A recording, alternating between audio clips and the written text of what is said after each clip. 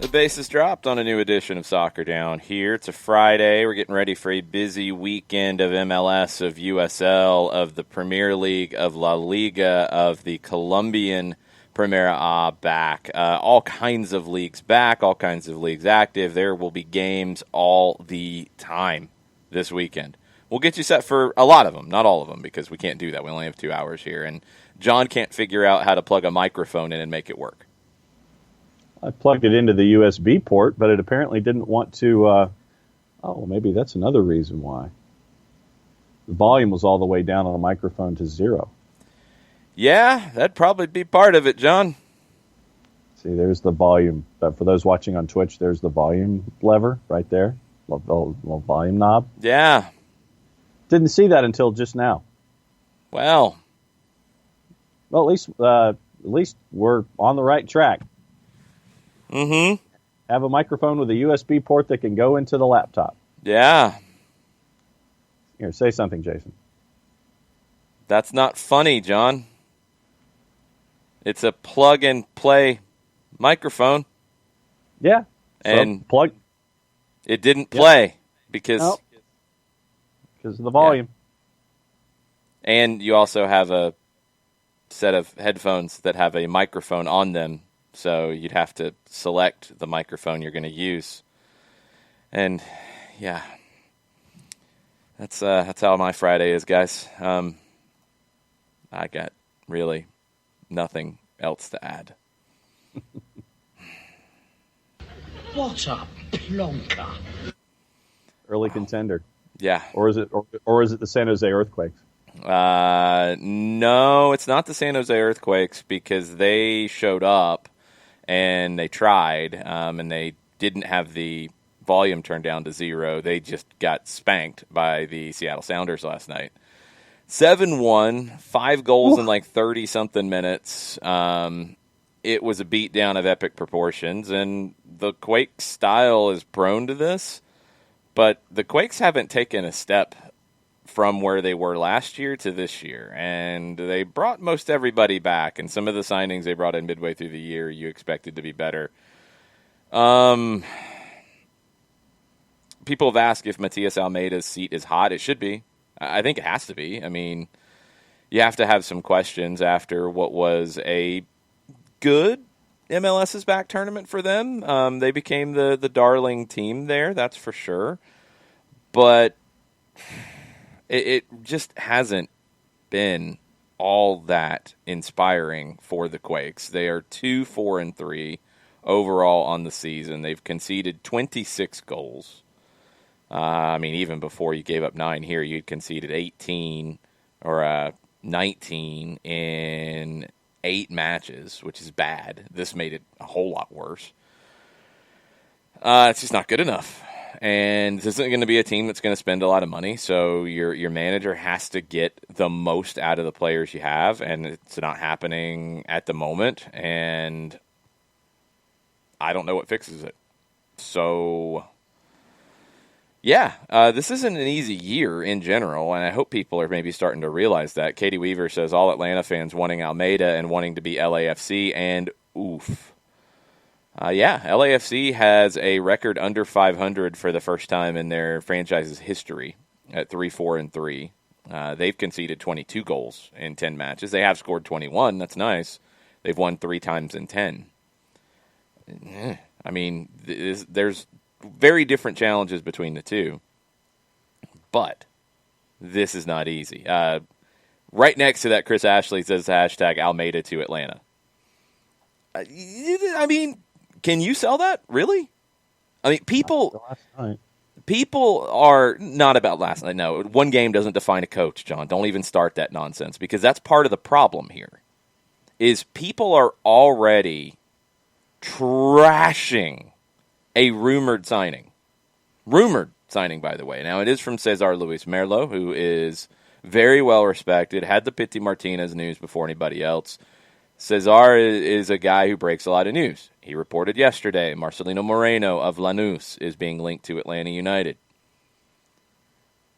30 minutes after that hit, it's an awful signing. 30 minutes.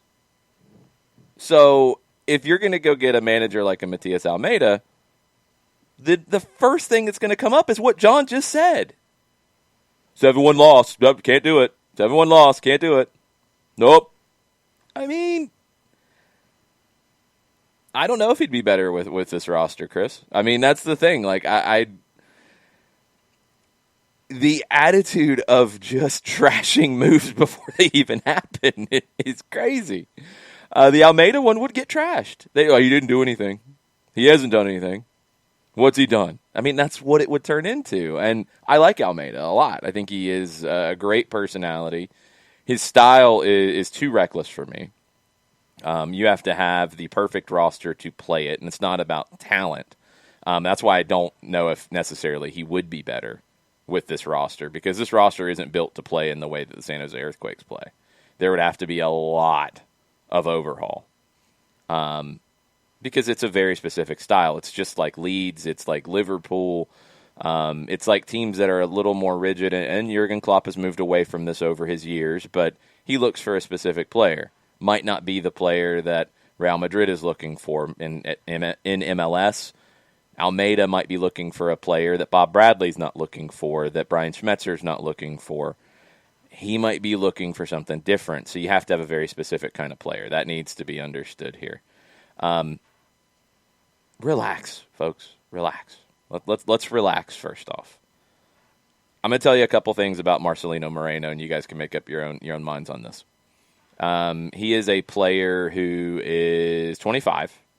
He's been playing at Lanús, which was top half team, a Copa Sudamericana team, which is the competition below the Libertadores Europa League, for those of you who don't follow South America. A little bit of a late bloomer, I think, is fair to say. He played with Miguel Almiron at Lanús, kind of came into that sort of role after Almiron came to Atlanta and started to blossom. He had his best year as a pro last season in the Superliga. Who Scored, which does their rating system based off of stats in the league, had him rated as the third highest player in the Superliga for the last season. People will look and say, well, he doesn't score a lot of goals. Neither did Miguel, neither did Diego Valeri before he came here out of Argentina. Neither really did Sebastian Blanco before he came here from Argentina. So, I mean, the Argentine league is a different structure altogether. There's not as many goals in it, first off. Moreno is a player who is somebody who gives you defensive numbers. You watch him play, and I went back and watched a couple of Lanús matches last night. He's a guy who gives you a two-way game. He can play as an 8. I think he can play as a 10 as well. He's played out wide in a 4-2-3-1 kind of setup. He's played on either side. He's pretty versatile when it comes to the midfield. Primarily centrally is where I think he feels most comfortable. He's a player who's very comfortable on the dribble, very technical. I like his explosiveness. I like his speed. I think he has a great first step. He has no fear of taking people on the dribble. So he's a player who looks like he fits what Atlanta United looks for in players, with that speed, with that quickness, with that technical ability, with that two-way game. He looks like a player that fits a lot of previous signings we've seen. And he's coming from a club that Atlanta United has done business with in the past, in Lanús. So the rumor's not a crazy one at all. I mean, he's coming off of a great year. Lanús has been training since, looked like August 11th, as they prepare to return in the Sudamericana. He has been training, has been playing games. They don't restart the South American play until this upcoming week, and it looks like the Argentine League Cup mini-league format isn't going to start back until early October. So no games for him, but fitness levels should be pretty good if he's the guy, and if it's a move to get it done quickly. The valuation is kind of hard to figure out. Right now it's just hard to figure out in general, but he's a guy who, according to reports back in April, had a $10 million release clause on him in his contract. Atletico Mineiro, Jorge Sampaoli, was after him in April to try to bring him into Brazil. At that time, Lanús was not willing to budge off of the release clause. They said they didn't have to sell at that point. It's now September 11, and they have not had any revenue since. So I don't know what their situation is. I know some Lanús fans have said they need the money, so maybe they'd be looking to make this move at this point. He's a player who I look at him and I see a attacking 8/10. When you look at the way this team is currently playing, he could fill really any of the central midfield roles with the exception of the 6 to me. He could play as an 8. He could play as a 10. If you play 1 behind 2, he could play as one of the 2. He could play out wide, I think, too, in this system because your wide players like to come in and make space for your outside backs going. So he fits the profile. Doesn't mean the deal's going to get done. Doesn't mean it happens today, tomorrow, whoever, whenever. But the deal can make sense here. And I think to go nuts about it is a big overreaction. And it's not an overreaction Friday, but, man, tranquilo, por favor. Nathan's in this morning, and he says it's a couple different things. He says, first off, A, hashtag never forget. B, I hope Atlanta can muster a fight and go at Nashville. Don't give up a first half goal so you don't have to chase it. B2, pro, be good, please. C, up the Reds, down with Leeds. That is all, John. Yeah, you got to, in Nashville, I think you got to get a first half goal here. You got to score first whenever that comes because you've got to open Nashville up a little bit. What they will do, and what I've noticed with Nashville as they're getting more and more comfortable, is their base, they're fine sitting back and playing on the counter. That's no problem for them. It doesn't bother them at all. But what they're starting to do more and more is step up and pick their spots to step up and press you as you build out of the back. And that's something Atlanta's going to have to be careful about. They're not comfortable playing a wide-open game. And when they are behind and they have to do that, they don't look as comfortable doing it. So you want to get the first goal here in a massive way. I know that's kind of a giant duh, but the way Atlanta United's been playing, it becomes even more critical because I don't think they have the energy to fight back in games at the moment. They've got to get on top of teams. They've got to be sharp early. Bernd Dursberger says, San Jose, another team with an actual identity falling apart, like Atlanta, LAFC, Red Bulls. Meanwhile, cookie-cutter defend and counter teams like Seattle do well perennially. Parity is making old-school coaches, Schweitzer, Arena, Heath, Smith, look like tactical geniuses. I don't know about the tactical geniuses part, but it's making them look like winners. I'll give it that. Parity's tough. It is. It's a challenge. I think that's why in some ways it's appealing to certain kinds of managers because, and I'm not talking about the Schweitzer's Arenas and that side. I'm looking at, a guy like Tata Martino. I think he took it as a big challenge to come here because of that. Because he knew that, hey, I'm not going to be able to just outspend everybody and be better. And I'm going to have a thin roster, so I'm going to have to solve problems as they come up. I think that was an appealing thing for him. I think it was for Almeida as well. I think it is for Bradley. I think managers who like to be tested are interested in what this league has to offer. I do really wonder, and we heard Axel Schuster, the CEO in Vancouver, talk about this on the record for the first time from a league member about this U22 initiative, and he described it as not quite young designated players. He said more restrictions, but essentially 3 more young players that you can have off your cap. I wonder if that starts to create the in-between here, where parity is still going to be a factor. You're not going to be able to just run away from the rest of the league. Because we're talking 6 players here that can be off your books and designated players and whatever this U22 initiative, young DP initiative, young money initiative, whatever it is. But that's still 6 players now. That's 3 more. And teams who want to have some more ambition and spend and do it well, maybe they can pull a little further ahead. It's going to be interesting. I want to see how teams use it. I want to see if maybe we're already seeing some moves that play into that. Kevin from Charlotte is in this morning, and as we're discussing rosters, he says, any roster updates that would allow Lopez to slide into a spot? I know the JJ loan doesn't provide a spot. Could you use Pitties open spot for Lopez for now.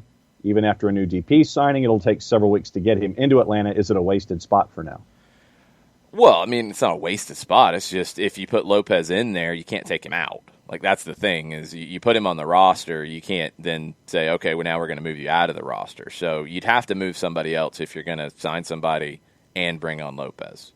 And, I mean, connecting dots, I mean, Darren told us when we talked to him the day the Pitti rumors started, they were going to go into the market and look for a replacement.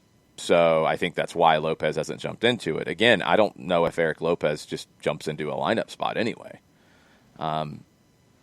He just doesn't have a lot of experience. So, we're not seeing how he's trained, and we don't know how he looks with the group, but he's got 16 games of pro experience. And this is maybe where I get confused sometimes, and I just don't understand how people react to certain players. The reaction to Eric Lopez was very different than the reaction to Marcelino Moreno. And I know we're talking different potential amounts of money, although it might not be all that different, to be perfectly honest. It might not end up being as far different as people think. It's been really, really strange because, I mean, you're talking about a player with over 100 games at the first-team level in Moreno, who was one of the top players in the Argentine League last season. And you're talking about a player with 16 games in the Paraguayan First Division. Two very different track records and different CVs that are coming in, and the reaction has been very different. I don't really understand that. The hashtag replacement thing's got to stop, first off. I mean, it's not about a Pitti replacement or a Miguel replacement or whoever replacement. That stop it. Just stop. You're going to drive yourself crazy. Teams evolve. Teams have different things that they look for. Like Liverpool's not signing replacements for players that were in the team before. No, they're not. That's not how they function. You're looking at what's in the market. You're looking for a player who fits. You sign that player. You add a different ingredient. You're missing things in your stew that you're making. You might have to get creative, and it changes the flavor profile, right? With a different ingredient. John has no idea what we're talking about right now. That's okay. You add something different, it changes it a little bit. You might like that. You might say, hey, this is even better. I'm going to go with this from now on. You might say, no, I don't really like that. I'm going to go look for something that was like the old one. Okay. But it's not a straight-up hashtag replacement thing. Stop. Stop. You're going to drive yourself crazy with that because you're comparing new players to players who are not here anymore and are not playing in the current group. It changes. It evolves. It's okay. Tafka's in this morning, and he says his concern for Moreno is that he's not worth a DP, especially so in the market we have to shop in world soccer. It feels like a Hisechu signing, which was fine. Signing Moreno, too, seems duplicative of the same caliber of talent in the same area of the field. Tafka, you're talking about a different level of talent here.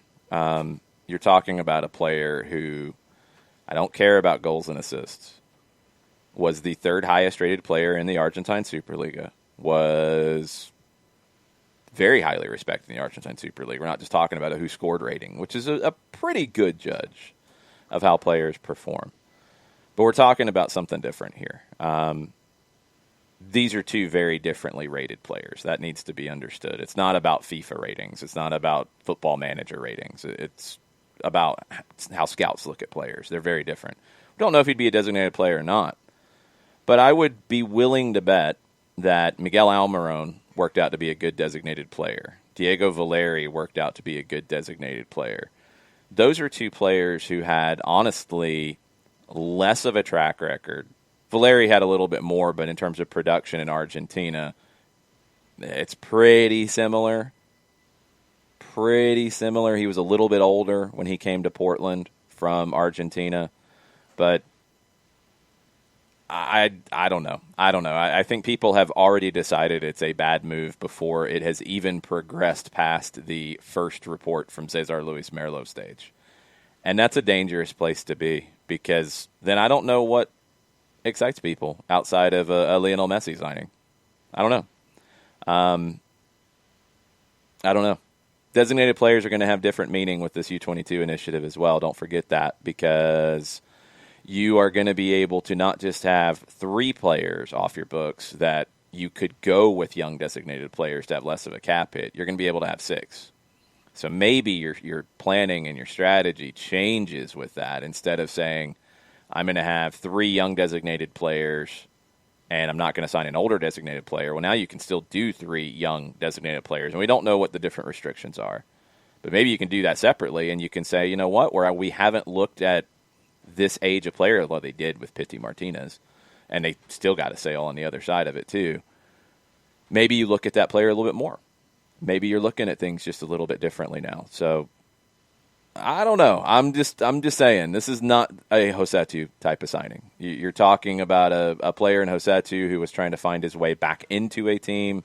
I think he had fallen out of favor at Paranaense, and after a good initial season a couple of years ago, I don't like Hosetu. I think he's a good player. I think he's a very good player. I think he'll do well here. But Moreno's coming with a whole different track record. It's just not the same.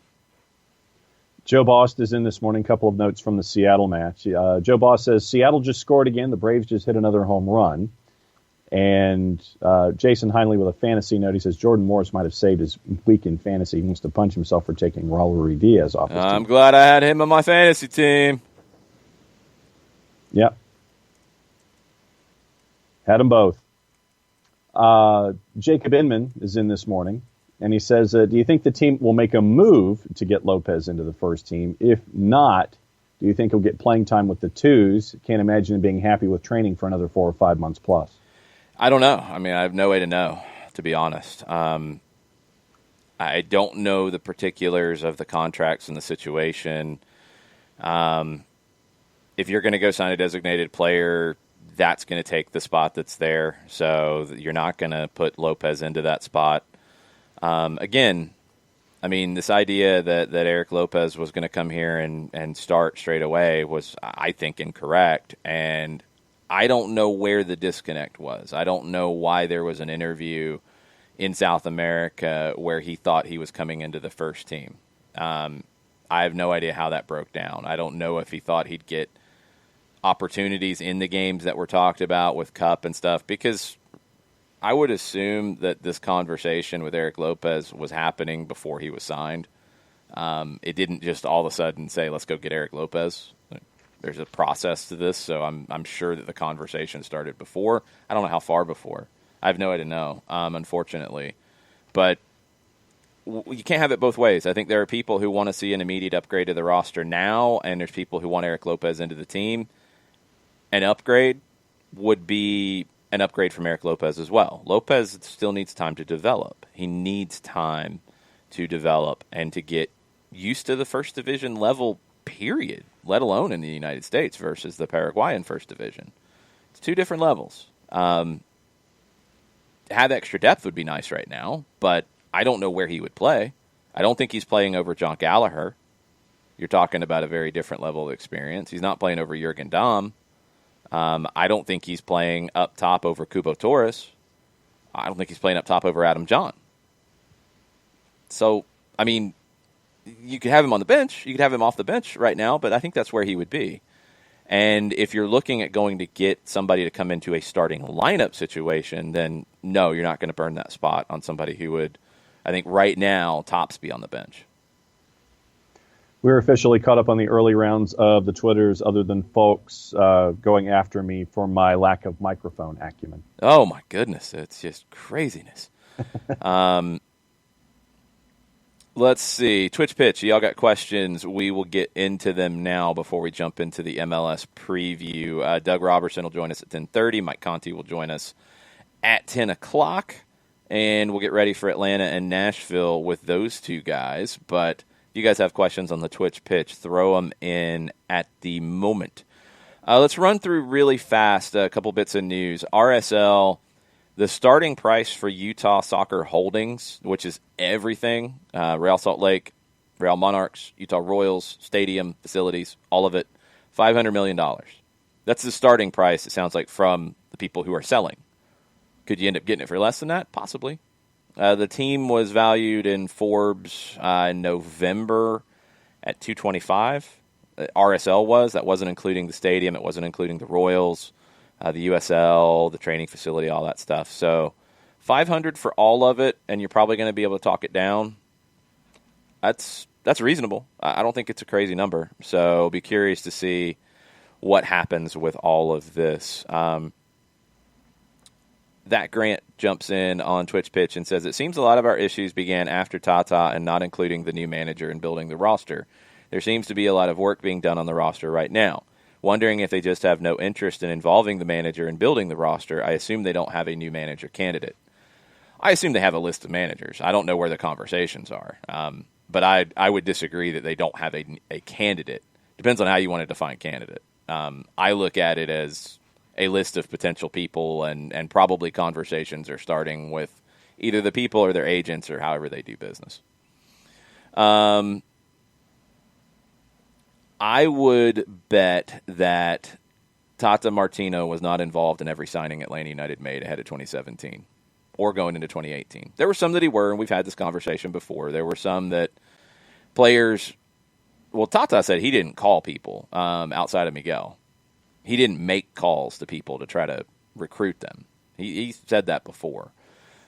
Did players know that Tata Martino was here and be motivated to come because of him? Yeah, that happened, I'm sure. Franco Escobar would be a prime example because he played at Newell's, where Tata's a legend. Don't know about Eric Remedi and how that one was set up or structured or anything. There's no way to know. The idea that managers make the signings is not correct in the majority of the cases. And I recommend going to watch All or Nothing on this one for a club like Tottenham. Jose Mourinho, when Harry Kane goes down last year, it's like, we need a forward. He's still saying it. We need a striker. We need a striker. We need a backup striker now. We need a striker. Jose's not picking up the phone and calling a bunch of people and then cutting the check.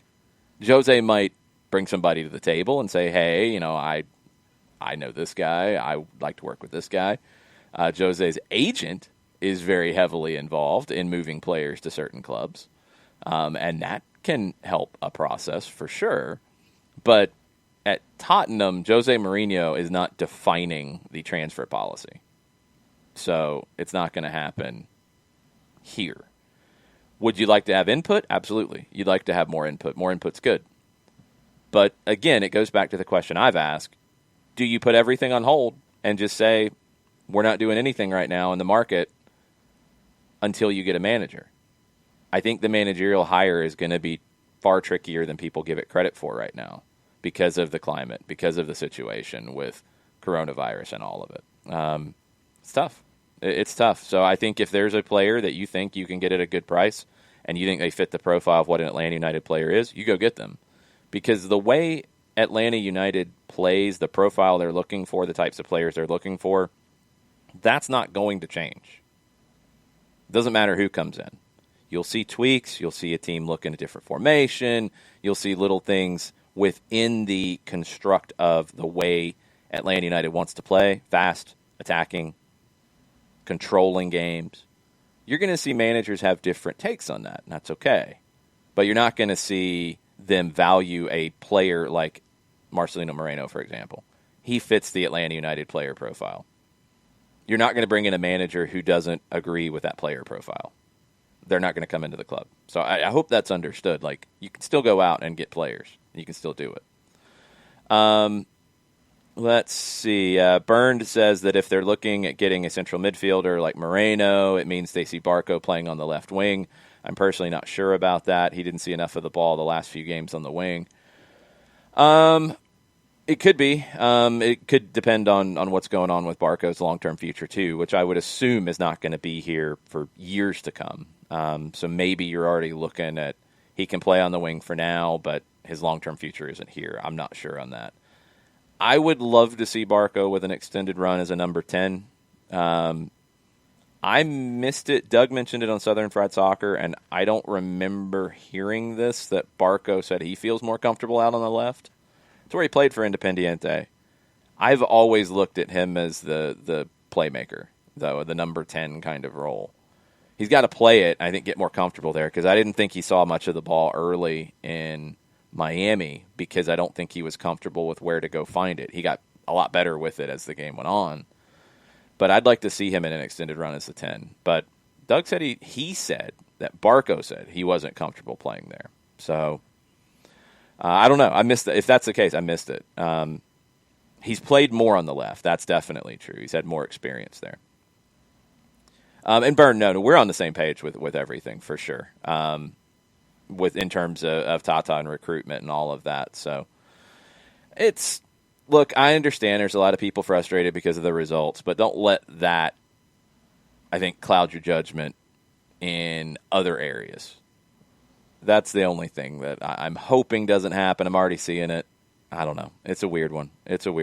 Shiva says, "See, I'm in favor. I am in more favor of getting the players first and then hiring a manager that has a personality to gain the players' respect. Tactics are important, but right now the new manager's personality and attitude is important." That's something Shiva's mentioned a lot. And it was an issue with the last manager hire. I mean, that was something that was discussed quite a bit. So, that's a fair point. If you get the right manager, but they don't build a relationship with the players, they're going to struggle. Even managers who are maybe a little more difficult to deal with in terms of just personality-wise have realized that those relationships are so vital now. Jose, for example, I mean, I keep mentioning All or Nothing just because I've watched it recently. Jose, I think, went out of his way to build up a strong relationship with Tottenham's players when he came in because of perception about him, but also because of what they were coming from with Mauricio Pochettino, who is that kind of guy. He builds up that family relationship. So you have to do that. Matias Almeida has went out of his way to build up a strong relationship with his players, and it's worked to a degree, and it didn't work last night. I mean, it's not everything, but it's important because if you don't have that, I think then you have to have better players to get through it, and that's not going to be as easy here to do. So anyway, all kinds of different stuff and all kinds of different takes, and that is good. Conversation is good. Let's get into the MLS games from this week or upcoming weekend and what the juice boxes are looking like. We start on Saturday with Chicago and Columbus, 3:30 at Soldier Field. Columbus has been the best team in the league this year. What do the juice boxes think? Plus 139 for Columbus on the win. What? Yeah. A plus? A plus. Chicago plus 185 and your draw is a plus 252. I guess you're running to the juice box aisle. You got to take the plus on Columbus, right? I mean, they beat Chicago 3-0 in Columbus on August 20th. The only thing that you're going on here is Chicago is unbeaten at home against Columbus in their last 6 games, but they only won 2 of those. They drew 4 times. Columbus. I'm blown away by that one. Oh, you might be blown away by another one a little later on. Well, I'm sure because that's how these things go. Let's see. What's your next game? All right, next up, DC and Red Bulls. DC got a draw against New York City last week, 0 shots. DC beat the Red Bulls in stoppage time in their last meeting on September 2nd. The Red Bulls lost in the interim manager Bradley Carnell's debut last week, 3-0. 97th time these two teams have played one another. DC has the advantage, and they've won 44 of those. What's the juice boxes look like? Juice boxes have DC United at plus 216. Red Bulls are at plus 121, and your draw, once again, plus 252. When this one comes up on the slip or whatever you're scrolling through, just keep on going. Keep on going because both teams have been bad. I don't trust either one to do anything good. Nope. I mean, if I had to pick something on it, it'd be a draw. And I'd take the under of whatever 2.5 is. Just not even touching it. That's a nasty one. Okay. That's gross. Hang on just a second. Your 2.5 is a minus 123. By the way. So that's not good. So I'm not touching that either. So if I had to bet something on that one, it's a draw. All right, New York City and Cincinnati, 7 o'clock. New York City undefeated in their last 4, 3 wins in that last 4. Cincinnati hasn't scored in 87 years. William Henry Harrison was president. Yes, and New York City has allowed 1 goal or fewer in 9 of their 10 games this season. This does not look like a good matchup for Cincinnati. What are the numbers? Accurate. Actually, tell you what. Let's play cliffhanger here. What do you think the minus is for New York City? 150. Not even close. Okay. It's minus 213. Okay. Then the flip side for FC Cincinnati, yes, it's a plus, but 800. Not that bad. Plus 554. Yeah, it's gross. And your draw is a plus 351. And Chicago has even changed during this segment. They're now a plus 187. Yeah, see what happens. It's the SDH effect. All right, 7:30, Orlando and Miami. Orlando has not lost in their last 4. Their last loss was to Miami. Miami hasn't lost in their last 3. This is an intriguing one. They've split this season. 1 goal wins either way. What are the juice boxes thinking about it? Adding to your intrigue, Orlando City, a minus 112 in the composite. Inter Miami to win, plus 287. And your draw is a plus 274. Yeah, I think Orlando wins. I think having those extra days of rest will help them, although I do think Miami, on equal footing, could win this one. I don't think they do this time. I'm going Orlando to win, so I'm not touching it because it's a minus number and it's not pretty. Yep. Right. Yeah, I'm right there with you so far. I'm agreeing with all of your selections as we've gone. Philadelphia hosting New England, 7:30. Phillies won 3 of their last 4. New England has only lost 1 of their last 5. They had quite a few draws mixed in there. It was a draw last time these teams played, scoreless on August 20th. Phillies won 7 of the last 10 in the series, and they've won the last 5 at home. I'm assuming that is going to affect the lines here. It is still on the plus side, though. Philadelphia is a plus 112. That's not much, but still, that's embarrassing. And New England's a plus 245. Your draw's a plus 243. Philly and pair it up with something because that's not a great return. But, yeah, I think Philly takes care of business here. I'm very impressed with the Union these days. Dallas and Houston. Dallas had their first loss in their last 5 on Wednesday in Minnesota. Dynamo undefeated in their last 6. They had won 3 in a row before they drew on Wednesday in Colorado. These teams drew with a scoreless draw on August 21st. Houston has not won in Frisco, Texas since 2011. Wow. FC Dallas, a plus 124. Houston is a plus 219, and your draw option is a plus 241. You said that like it's exciting. No, you did. Plus 241. Actually, what I was doing is I was waiting for you to finish taking the sip of your Red Bull. I was trying. Okay. I was expanding for time. Yeah, you accentuated it though in your expansion. So, because I was like, that's not that great of a number. I'm not. No, but you were still drinking. That. Yeah, I know. Anyway, Houston. I think Houston's going to win on the road. I like the Dynamo. You take that 219. Yep, I like it. That's a good one. Right. I'm excited by it. RSL in Colorado, 9:30 Saturday night. Real Salt Lake, 1 loss in their last 5. Damir Kreilach has scored 3 goals in that 5-game stretch. 3 straight draws for Colorado. RSL won 4-1 last time they played. They haven't lost in 7 to Colorado. They won 6 of those. What's the numbers looking like? RSL is a minus 103. Colorado at plus 267, and your draw is a plus 260. Yeah, RSL wins. Maybe RSL and Philadelphia and pair. That's what I was going to say. Do you pair up your RSL and your Philadelphia one? Yeah, that might work. All right, Sunday, you got 4 games. Sporting hosting Minnesota. The Loons have won 2 in a row. Kansas City has won all 5 times these teams have played at Children's Mercy Park. I like Sporting Kansas City in this one, but what are the numbers looking like? Sporting a minus 139. Ooh, I don't like them that much. Minnesota a plus 334, and your draw's a plus 305.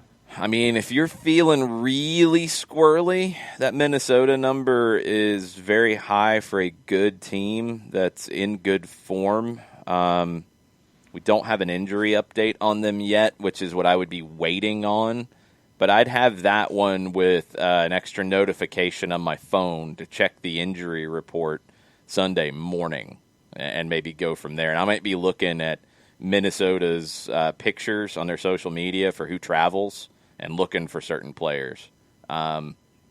If they are back with Luis Amarilla, if they get back with some other players who were questionable here, I like Minnesota in this, but I'd have to wait and see that injury report first. I like the Minnesota pick. Let me make that clear. I think Sporting Kansas City is the favorite, and they should win. But that's a good enough number for Minnesota, who's a very good team, that I would be intrigued to take with a not a nasty juice box, but I mean, for me, I would throw the cran apple one. I don't like cranberry in general in my juice boxes, so I'm going to throw whatever cranberry juice boxes I got at these kinds of picks.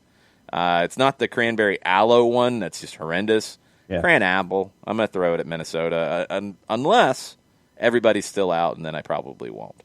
Vancouver and Montreal, 9:30 on Sunday evening. The Whitecaps got their first win in 4 against Toronto. Montreal's lost 2 of their last 3. Flip a coin. What are the numbers looking like? Pretty much that. Vancouver plus 164, Montreal plus 158, and your draws a plus 243. Flip a coin. Montreal needs it a little bit more because of the Canadian Championship, so if I had to pick one over the other, I'd go Montreal, but I'd probably go draw. LAFC Portland, 11 o'clock. I mentioned it, LAFC, it's the first time they have been below 500 after back-to-back 3-0 losses. Portland got their first win in 5 over Seattle. Blanco's out for the rest of the year. They drew 2-2 at the MLS's back tournament. Both teams kind of reeling a little bit. What are the numbers? LAFC minus 179. Portland plus 407. Give me the Timbers. Give me the Timbers. I don't care about anything else. Give me the Timbers. That's an absurd number. Give me the Timbers. You were going to do. That's a drunk number. Give me the Timbers, and I will take my finest. Meats and cheeses. No, I'm not putting meat and cheese juice boxes on it. We're in the juice box your realm. finest meats and cheeses. No, I know, but we're not in the meats and cheeses. We're in the juice box realm of these things, John. Your apple? Is it just straight up apple? No, because, I mean, the apple juice box is good, but there's some that are like,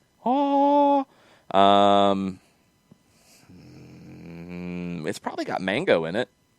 It might be like a mango, pineapple, tropical juice box of some sort.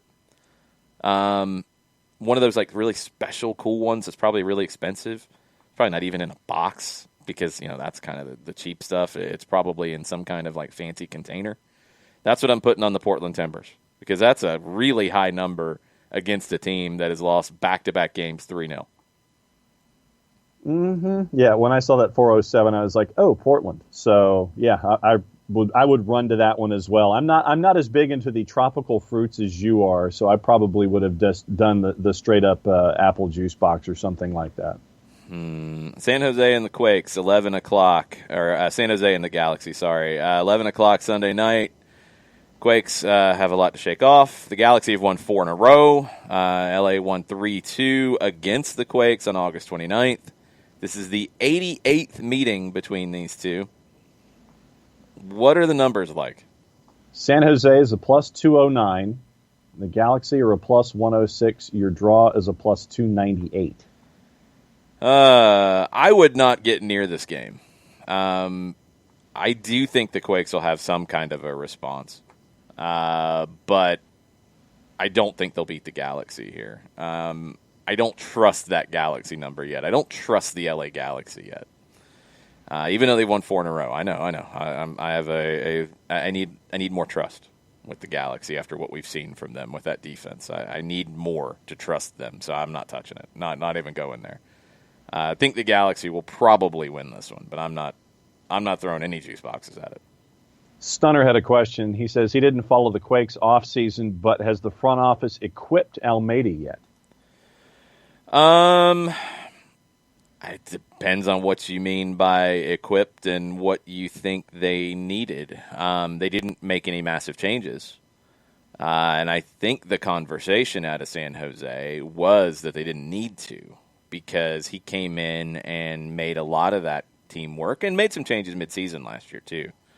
So they kept Christian Espinoza, which was a big one. I think that was probably their biggest move in the offseason, was getting him back on a permanent. I'd have to go back and look, but I don't remember any massive complaints about it. So it feels maybe if you're going back to that, maybe it's a little more hindsight 2020 kind of deal, where now he doesn't have the talent because the results aren't there. But I don't think that was the thought coming in. I think people expected them to progress from where they were last year, and it just hasn't happened. All right. We're going to get caught up on the Twitch pitch before we get Mike on the line. We'll get caught up on Twitter as well. Jarrett Smith is bringing chaos to the Twitch pitch, which is of course no shock. Is. It is almost getting to that point where questionable Halloween candy takes the place of juice boxes. That is for the month of October. We're not there yet. Lots of talk about candy corn, which, anyway. Jarrett says throw some juice boxes on a Shea Salinas goal. Yeah, it's possible. Ricky Ricardo says, San Jose is about to come out with a 4-2. It's possible. That's why I'm not touching it. I think they're going to be angry with themselves as much as anything, and come out with a better performance. But the Galaxy won 4 in a row, so that's why I'm just like, nope, not even getting there. I have not had Mezzano the is it Humex juice boxes? Is it properly pronounced Humex or is it Jumex? Give me the pronunciation so I get it right. I know what you're talking about. I haven't seen their juice boxes, but I know the company. And I've not had them. But if they have a mango, pineapple, tropical juice box, I'm all in. I'm going to go get one. Not going down the kombucha road. I've had it, didn't really like it. John probably has no idea what you're talking about. I've seen it. I've never tried it. Never tried it. Yeah, you'd be terrified of it. You'd probably run the other direction. Pretty much. Ragamuffin making jokes about your meats and cheeses. And finest meats and cheeses. Yes. High C Ecto Cooler, Jarrett. I don't remember what the Ecto Cooler flavor was. See, John just got excited because he's 10 years old. Well, yeah, because it was a Ghostbusters reference. Okay, but what did it taste like? Oh, God, I don't remember because it was so long ago. Yeah, I don't remember the Ecto Cooler High C. I never had it, so I couldn't tell you if I like it or not. I haven't had High C since my age got into double digits, I think. You could use the aloe juice boxes to treat your burns, although I don't know if the other things, if there's citrus in there, that might not be good, Katie Weaver. I just use regular aloe. I'll stay away from the juice boxes. That's why I don't drink the stuff, because I put it on my burns. Sunburns especially. They're very good for that. Oh, Jarrett Shea Salinas pick is a plus 300, by the way. Well, there you go. Not bad. Sunny D, Ragamuffin throws in. It's been a while since I've had the Sunny D, but Sunny D is pretty good stuff. Mm-hmm. Let's see. Mezzano's given me a link here to, I'm assuming, my juice boxes. Mango Nectar. It's a can. See, it's fancy. It's not like a box. A Mango Nectar. I don't think I'm going to order the pack of 24 that you gave me, Mezzano, because I need to try one first, but I'm going to be looking. I might try that guava nectar as well. And there's a peach, and there's a strawberry banana, papaya pineapple. Oh, I'm not as big of a fan of papaya. Yeah, all right, y'all got me. Y'all got me. I'm going to have to get into that. The mango nectar is delicioso, according to Domer. And Monteflow's on board. Okay, y'all got me. I'm in. I am in. We are not normalizing Tang, Ricky. No. That's a little too absurd. Mezzano, yeah, I've seen it. I've never tried it, so I need to now. LB Foo Bear says they have it in Publix. Really good half and half with sparkling water. Okay. Because usually for me, when I'm drinking anything that has, like a cran, whatever, I will add water just to water it down, because traditionally the cranberry content instead of adding vodka, you add water. Yeah, basically, yeah. Yeah, that would have been in my college years when I. Yeah, that was in my college years because I never drank cranberry. I think without vodka in it. Yeah, no. For me, it's always too tart, and I'd water it. I literally would add water to it to neutralize the tartness. So that's why I could never go with a straight cranberry anything juice box. Yes. Thank you, Mataflo. I thought it was Humex. I wanted to make sure because I know with some different countries and some different pronunciations and some different companies then don't follow the proper thing. I wanted to make sure. So Humex. Thank you. Gracias.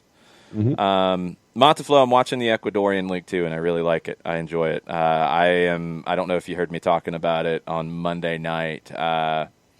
Who's my team that I was watching? Mushuk Runa.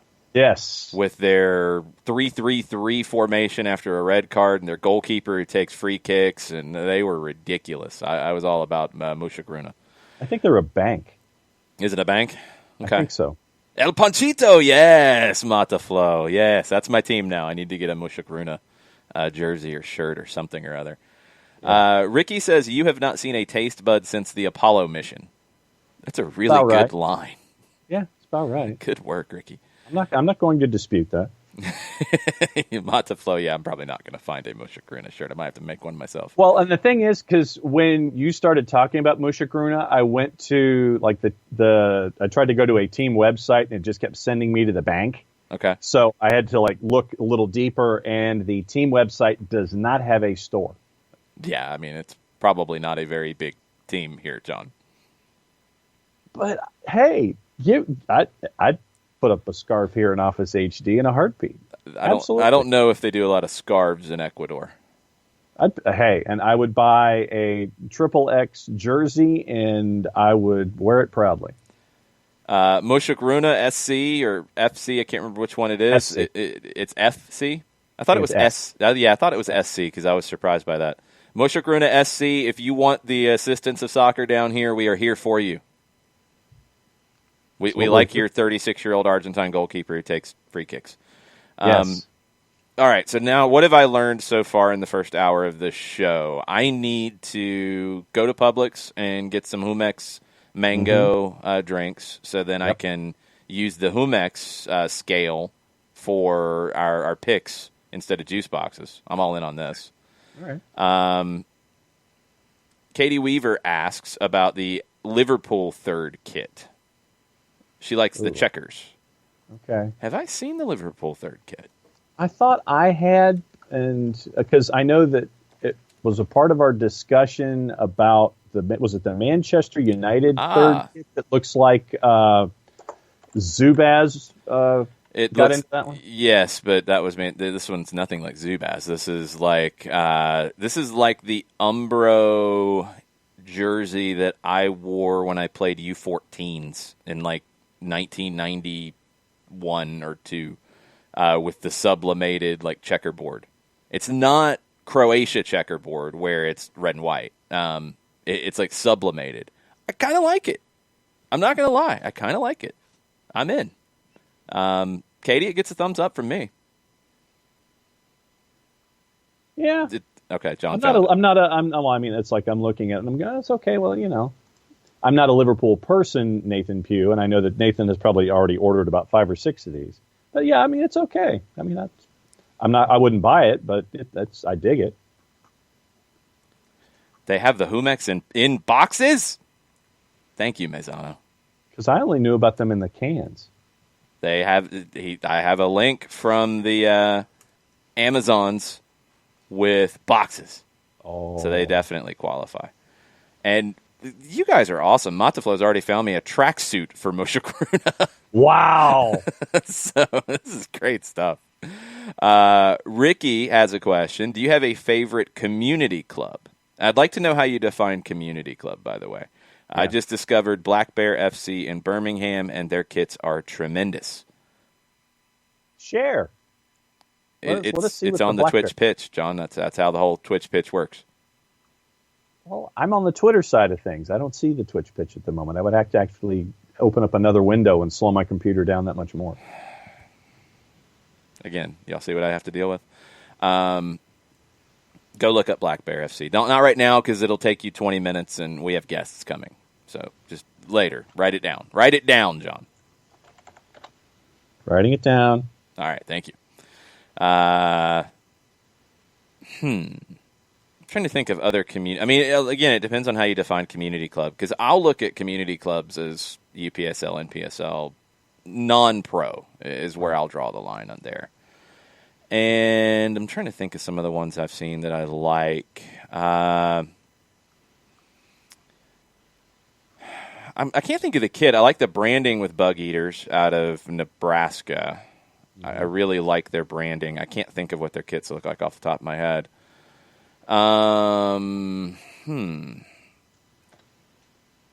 NPSL. What have I seen that I like lately?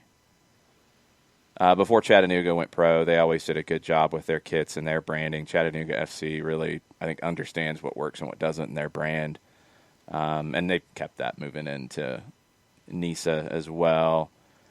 Asheville City, I always loved what they did early on. I'm not a big fan of the ones that go crazy just for crazy sake to get attention. That's generally not the kind of kits that I like. I like stuff that looks somewhat traditional, but might have a little bit of a difference to it, a little bit of a twist. That's where I kind of thought Asheville fell for me. And they're USL League 2 now, so maybe that's not community club. I don't know. If it's not pro, I kind of look at it that way.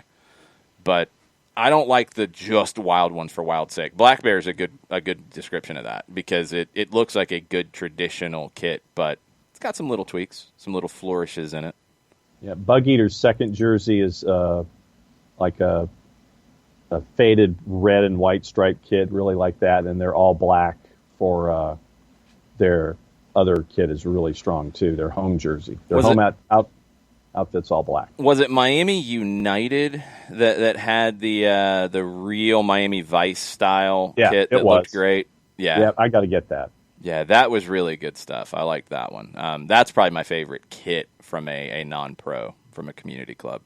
All right, before we get Mike on the line, John, why don't you tell us about Steve Apolinsky in Decatur, GA? I could do that. Apolinsky & Associates, LLC, proud supporters of everything soccer down here in the SDH network. Over 30 years of experience, over $40 million in judgments for their clients in Georgia and Alabama for wrongful death and serious injury matters.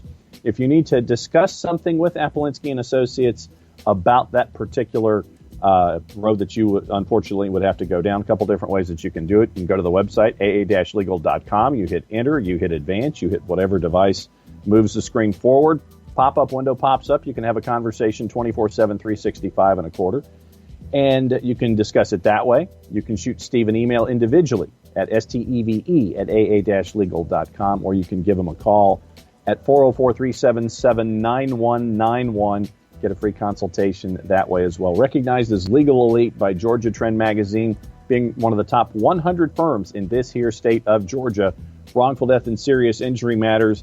It is Apolinsky & Associates, LLC. The website is aa-legal.com.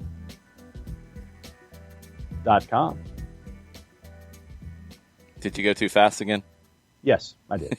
Is that why you held it? I did. Now I know your strategy. It's funny. Yes.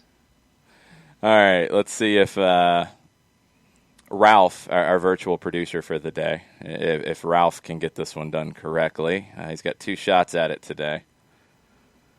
And we will see if Mike Conti makes it and John doesn't get lost in the ether. He did.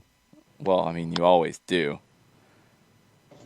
And there's Mike. What's going on, Mike? Hey, guys. What's going on?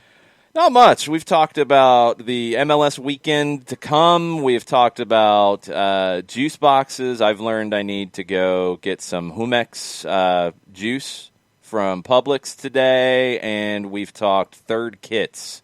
It's been a very eventful morning. What is Humex juice? I'm not familiar with it. It's a Mexican juice company, and I'm a big fan of the mango. And mentioned a mango juice box as one of my preferred juice boxes. You got to be careful with those fruit juices, especially like mango and pineapple and some of because they are really, really, really sweet. Mm-hmm. Uh-huh. So, for me, I can't drink them. They'll only make me more thirsty. when I drink something that's so sugary sweet. Now, as a mixer with, another beverage, yes. Yeah, giddy up. Well, there was a suggestion, not down that road, but down a different road, of mixing with sparkling water, which I could see working. You can do that, well. Yeah, actually, I've done that before. I mean, that helps cut it a little. But I would not drink it straight up. It's delicious, but it's really, really, really sweet. Well, and for me, Mike, on the other end of things, like when we would go and get the big bottles of Ocean Spray cranberry juice cocktail, and for me, the cranberry would be too tart, and I would water it down. I literally would add water to kind of soften it up a little bit, going the other way. You can do that, too. I think Ocean Spray's diet cranberry cocktail and cran apple cocktail, I think they do enough with that. Like the artificial sweeteners, for whatever reason, it still tastes okay. But it makes it better. The one thing you don't want to do, and I've made this mistake before, is drink all natural cranberry juice. You will regret that for a very long time, because the all naturals, it is so sour and so tart. Mm-hmm. And I'm not a big fan of adding sugar and preservatives and water to things, obviously, but in the case of cranberry juice, you have to do it. You have to, or it's undrinkable otherwise. I am go ahead. down with that. I'm down with that. You're down with that. Okay. Your new friend, Mike, Alex, who you pronounced his name properly on the full-time report. Right? Yes. Hassan? Yes. Okay. Alex appreciates you making an effort to produce his last name correctly. Not all heroes wear capes. I don't always succeed, but I do try to pronounce everything correctly. Oh, it's good times. It's been one of those days as we get ready for Atlanta and Nashville this weekend. The rumors started yesterday. Haven't seen anything progressing from that about a new potential designated player. We'll see if Cesar Luis Merlo or anybody else chimes in with that. Yeah, what do you know about him? I did some digging. I knew Marcelino Moreno. I knew the name. I'm never going to tell you that I was an expert on his game or his history. Lanús is a club that I haven't followed closely. We know him, obviously, because that's where Miguel Almiron came from, but they're not one of the top teams. I didn't watch a lot of their games as the Superliga wound down last season. Watched a couple of Lanús matches last night, skimming through, watching his work on and off the ball. Did some digging on the numbers.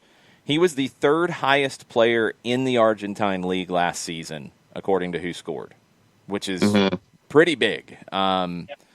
Loves to take people on the dribble. Has no problem running at players. He does give you defense in a two-way game. He reminds me in some ways, from a player profile standpoint, of a Miguel Almiron type, a midfielder who can defend but is very comfortable going forward. Good pace, good quickness, technical, which is obviously something Atlanta United is always going to look for. He's a good fit for what Atlanta United typically has gone for. And he's coming off the best season of his pro career. I guess I've been stuck on the transfer marked valuation and wondering if he could be a high TAM level player as opposed to a designated player. Right. I think that's possible.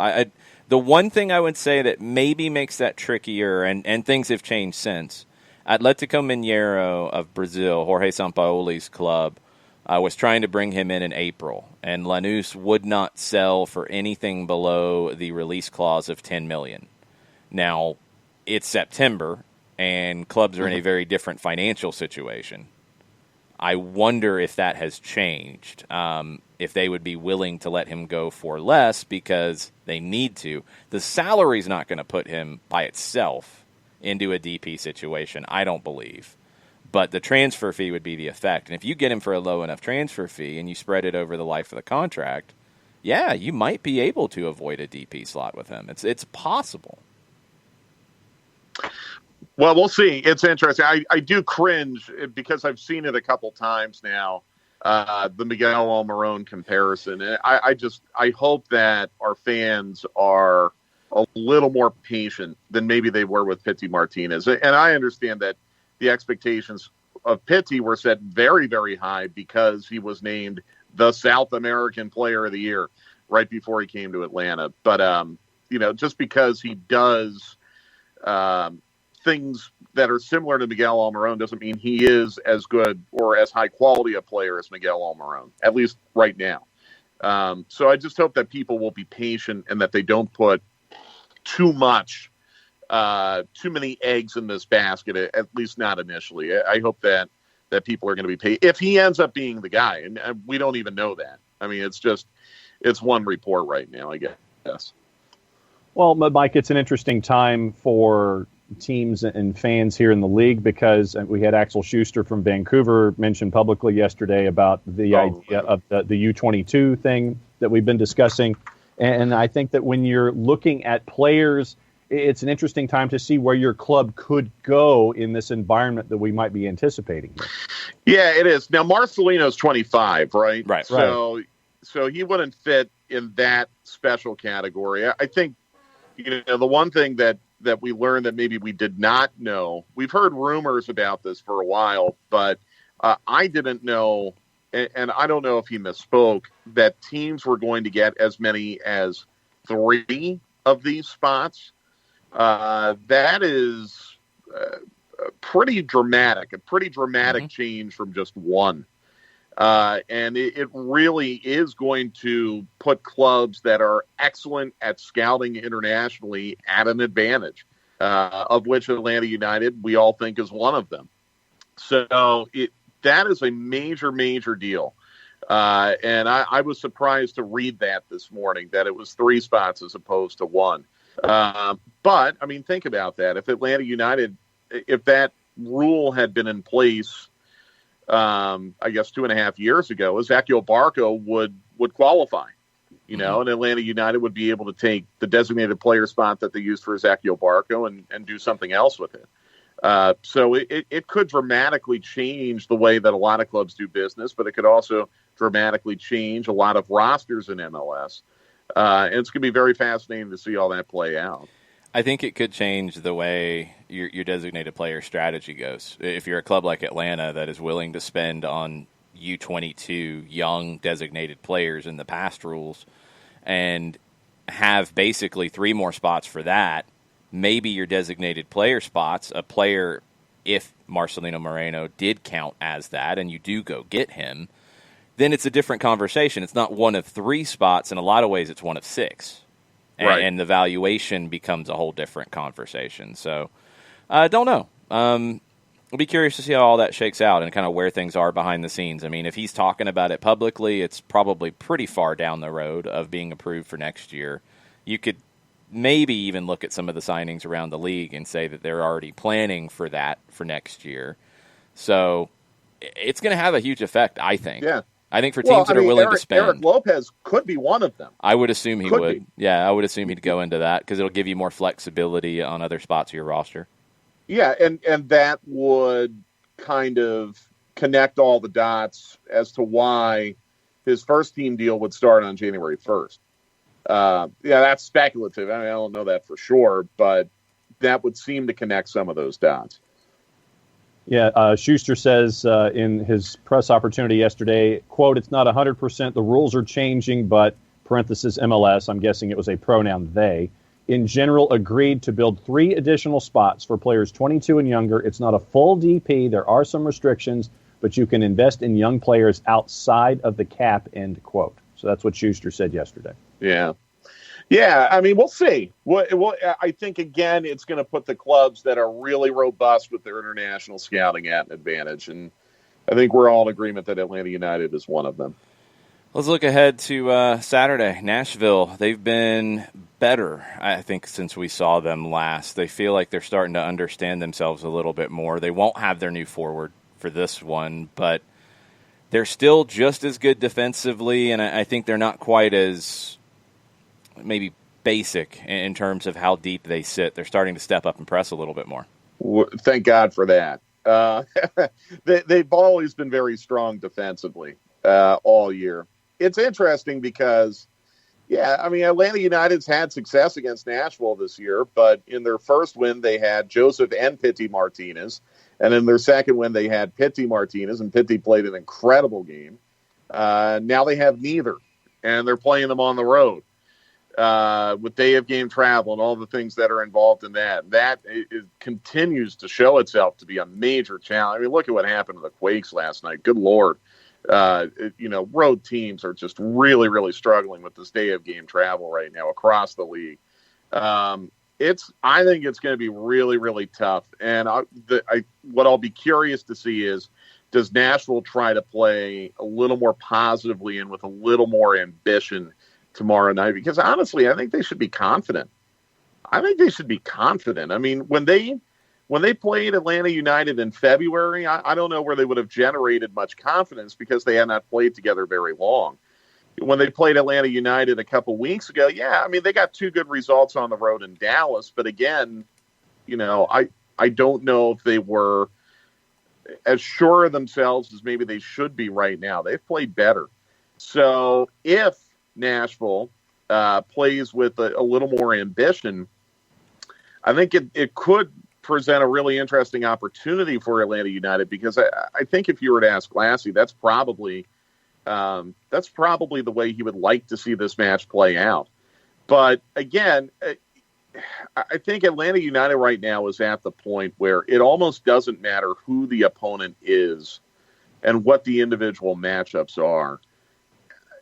Atlanta United's got so many questions and so many issues that need to address themselves with good play, for lack of better terms, that honestly it's really hard for me to scout this match, because I can guess how Nashville might approach this. I can guess how Atlanta United will be able to approach it, but I can't speculate on how Atlanta United will execute. The execution has not been good at all this year, and it does not show much sign of improvement. So, and we can get into the reasons why. I think the fact that you're playing without 2 of your 3 designated players is a huge part of it, maybe the biggest part of it. But I just don't know from an execution standpoint what Atlanta United is expecting of itself tomorrow night. Mike, let me go back a little bit and get your opinion on one of the guys that we saw in Miami, and John Gallagher. What did you think about his run out last time out? Well, he should have gotten the guy who was marking him sent off. So I take that as a real positive. Yes. They had to sacrifice his jaw to do so. But, Gallagher was enough of a pest to Nicolas Figal where he created a penalty and should have created a send-off. That alone makes it worthwhile to me. I thought he was okay. I'm not second-guessing Glassy for the substitution or anything. I mean, we don't know where Gallagher's fitness was. Yeah. I would have liked to have seen him get the chance to play 90 minutes, but I thought he was okay. He's obviously injecting some energy. We saw that against Columbus at the tournament. I think we saw it again Wednesday night. He's giving Atlanta United an energy and maybe a little bit of an edge that they've been lacking and something they need. I really liked the lineup that they went with on Wednesday. I know it didn't produce a win, but I liked the lineup. I thought it was the right idea. If you were to deploy that exact same lineup again on Saturday, I'd be okay with it. And that means Franco Escobar on the bench. I'm okay with that. I think Brooks Lennon at right back, totally fine. No problem. Very safe. And I think, the potential of a 90-minute interplay between Lennon and Jurgen Damm is enticing, and I'd like to see it. I don't worry right now about Atlanta United in wide positions. I thought the link up down the left with Bello and Gallagher was good on Wednesday. I thought the linking between Lennon and Damm was good on Wednesday. My concerns continue to be in the middle of the park, the spine of the team right now. So if you want to start Gallagher again on Saturday, I'm all for it. I'd like to see more of it. I'd like to see him get more of a chance. Yeah, I think the question is going to be, do you want to keep Barco in a central role and have Gallagher on the left? You could go Mulroney here as well, who's looked good off the bench. Yeah. you've got some flexibility. I think Gallagher showed well here, and he showed that he's ready for more of an opportunity. That's the hard thing is right now is we're balancing this thing about, okay, Gallagher played well, but now you're asking him to go again in 3 days. Right. You know, it's tough. It's tough to really predict these lineups at the moment because we don't know those physical effects because of all the minutes they're playing. Well, here's what you do know. You're not going to play midweek next week. We do know the schedule is going to come out today, but I think it's an open secret that Atlanta United won't play again after tomorrow until the 19th. So you're going to have a whole week off. So this is one of those discussions that you often have before you go into a tiny bit of a break. And usually it's more relevant going into like an international window or something like that where you have 2 weeks off. But I'm sure those conversations are being held today. Like, okay, you gave me X amount of minutes on Wednesday. We don't have to do anything again for another week. Can you give me 90 tonight? Yeah. And Gallagher being younger and I would have to think fresher, just because he hasn't played a whole lot, right? Yeah, probably would qualify as someone who could give you 90 minutes on Saturday. I mean, that's speculative, but I think it's a pretty reasonable guess. But also, Mike, I think one of the lessons in this sprint that we're in is that you can't chase games. No. That's to me, it's like, you get a hole dug, and then because of the compression, because of the quick turns, because of fatigue, you're pushing yourself into these situations where you hit a wall, and I think we saw that like in the last probably 20 minutes last time. Last 43 minutes, I think, on Saturday, especially the last 20. What was the stat I saw? They only had 2 shots in the last 20, and both were like 30 yards or further out on Wednesday night. And yeah, I mean, look, it is legs. And it's everything that goes into the legs not being there. It's all of that. That's not making an excuse. That's an explanation. So it's disturbing that you aren't good enough right now to overcome 1-goal deficits. That's where you are, though. I mean, you're not able to overcome even a single goal deficit right now. You kind of did in Orlando. You got the late equal. I mean, it wasn't overcoming. It was equalizing. I think if Figal had been sent off on Wednesday, Atlanta United probably would have won the match. Even if you missed the ensuing penalty. The reason why I say that is it's not just playing 11 on 10. Miami loses a right back in that situation, which means Dylan Nealis has to come on earlier. Nealis was having his hands full.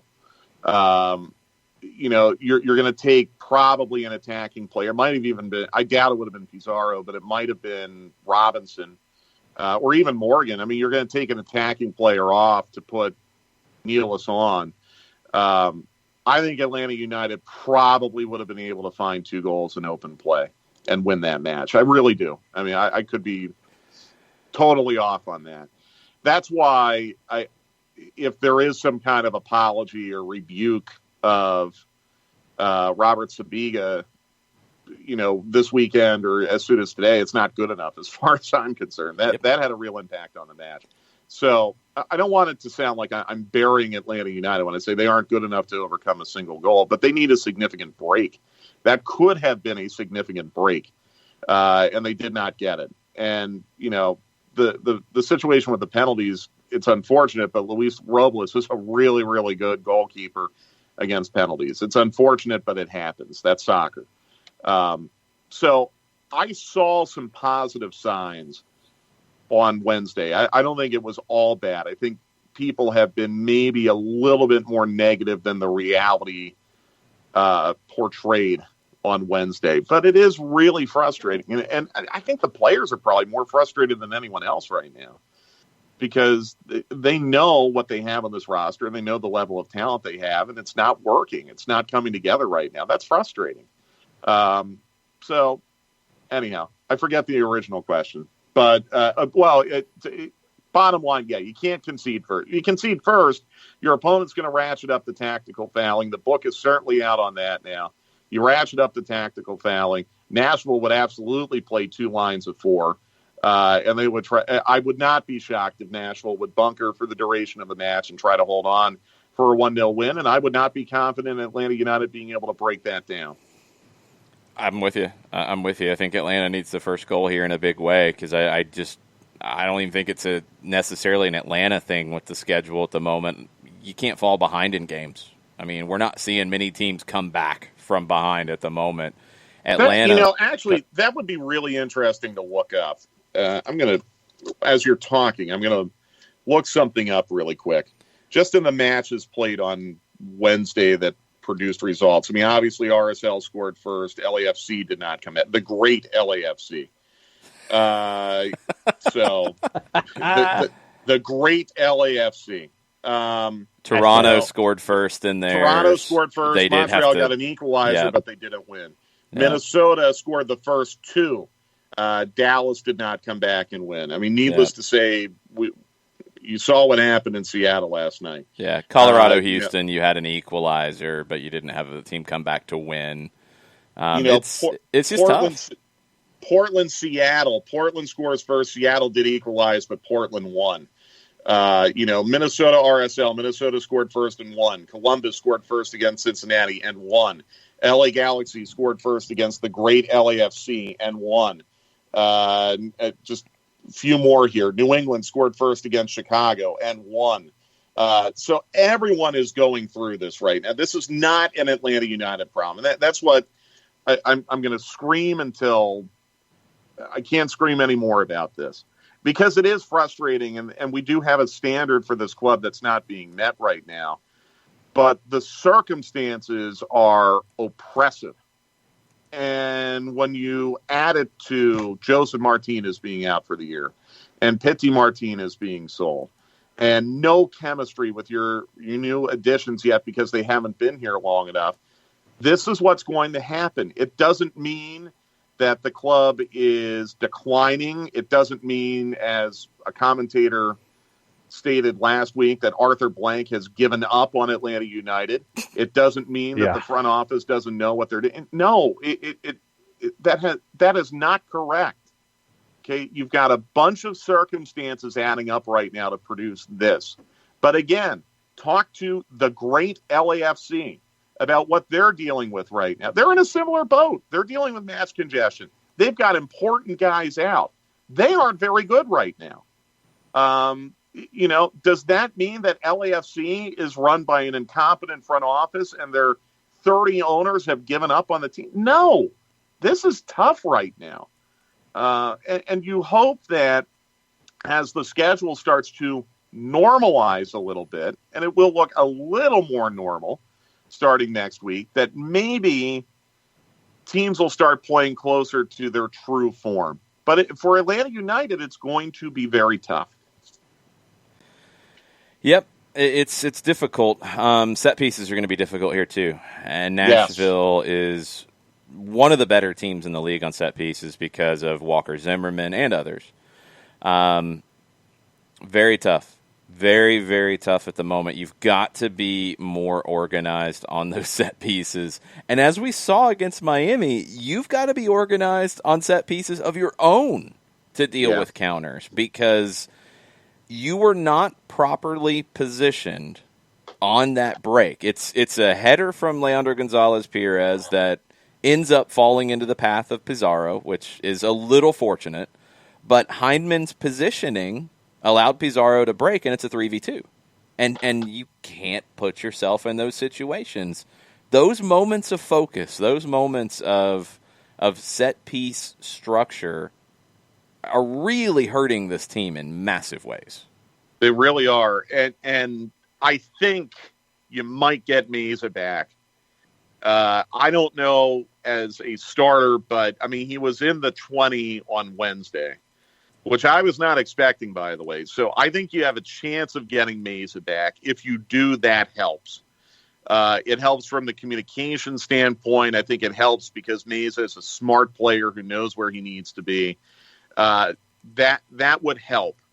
Miles Robinson has got to have a better game than he did on Saturday. This is not a set piece thing, but he had a really tough first half. Looked not himself. on Wednesday. He's got to play better. I think Walks has been good as a center back. You are possibly going to get Escobar back. As I've said, I would start Lennon over him at right back, but that's just my opinion. So you are going to get some help, but the communication now has to be better. And that's on your goalkeeper, and that's on your center backs. So we'll see. You're right. Zimmerman is really good on set pieces. Nashville's first goal in club history came on a set piece from Walker Zimmerman against Atlanta United. So we've seen this show before. I do think Atlanta United on set piece defending has been much better than they were against Orlando a week ago. In the 3 subsequent matches, I think it's been better. Glassy has said they've worked on it. I think you've seen evidence that they have. All right. So more importantly, what's in the egg? I don't know yet. Leanne's going to go shopping today, so I don't know. I told her get something that can be done quickly. So that probably is going to mean a steak, but I'm not sure. Nothing wrong with that, though. I'm a little bit busy right now with the match tomorrow, and then potentially now having to do something on Sunday. So it has not been top of mind. So I'm going to delegate that to Leanne, and hopefully she'll come up with something good. Nothing wrong with a steak off the grill, though. No, well, when you do it 4 nights a week, it is. So Al Michaels does. That by the way, that's an exaggeration. We don't do it 4 nights a week. It feels like we do sometimes because it's easy and delicious. But no. I think we might do a Boston butt this weekend. But as far as tonight, I have no good answer for you, John. I'm sorry. I don't know what we're going to do. Well, whatever it is, I hope it gets you ready for tomorrow night. What are our broadcast plans for the tomorrow evening? Yeah, we're on at 8 o'clock. I know there's been some confusion about this. The kickoff is at 8:30 tomorrow. It's not at 8. It's at 8:30. So we'll be on at 8 o'clock for Five Stripes Countdown on Sports Radio 92.9, thegameofradio.com. And as I said, kickoff will be 8:30. And we have to be off the air by midnight because they're going to kick us out of the stadium by then. So hopefully no lightning delay or anything like that. Yeah, the NFL takes over at midnight for the Falcons. So, and we have been warned that the NFL will escort us from the building if we're still in there. Yes. Yeah. They are quite vigilant, and they really do like to tap their watches in those situations. Oh, I know. We've experienced it before. Mm-hmm. So hopefully, keep your fingers crossed, no lightning or anything, so we can finish our broadcast. I hope so. Thanks, Mike. I'll see you tomorrow. Guys. Be good. Have a good weekend. You too. All right, Mike Conti 929 on the Twitters. Make sure you are following him for cooking, for lots of news on all of Atlanta's teams. All the things, Mike Conti 929. All right, fingers crossed. We're going to try this again. Let's see if it works. Chuck's 1 for 1. We'll see if he can be 2 for 2 with getting our friend Doug Robertson of the Atlanta Journal-Constitution on the line. Possibly. Maybe. We'll see. It's calling. It's thinking about it. Come on, Chuck. We believe in you. Come on, Chuck. Chuck, I'm starting to question you.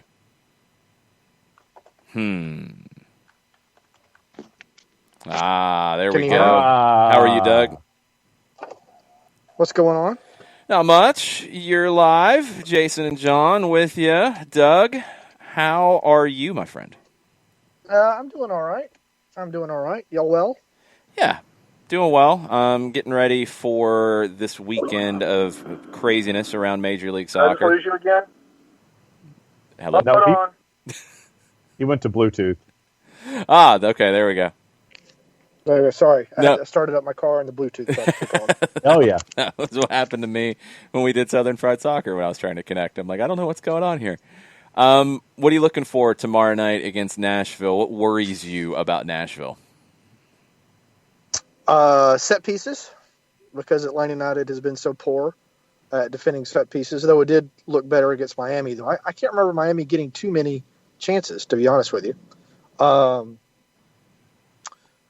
And really, then all the worries are just Atlanta United. Can they create anything going forward? As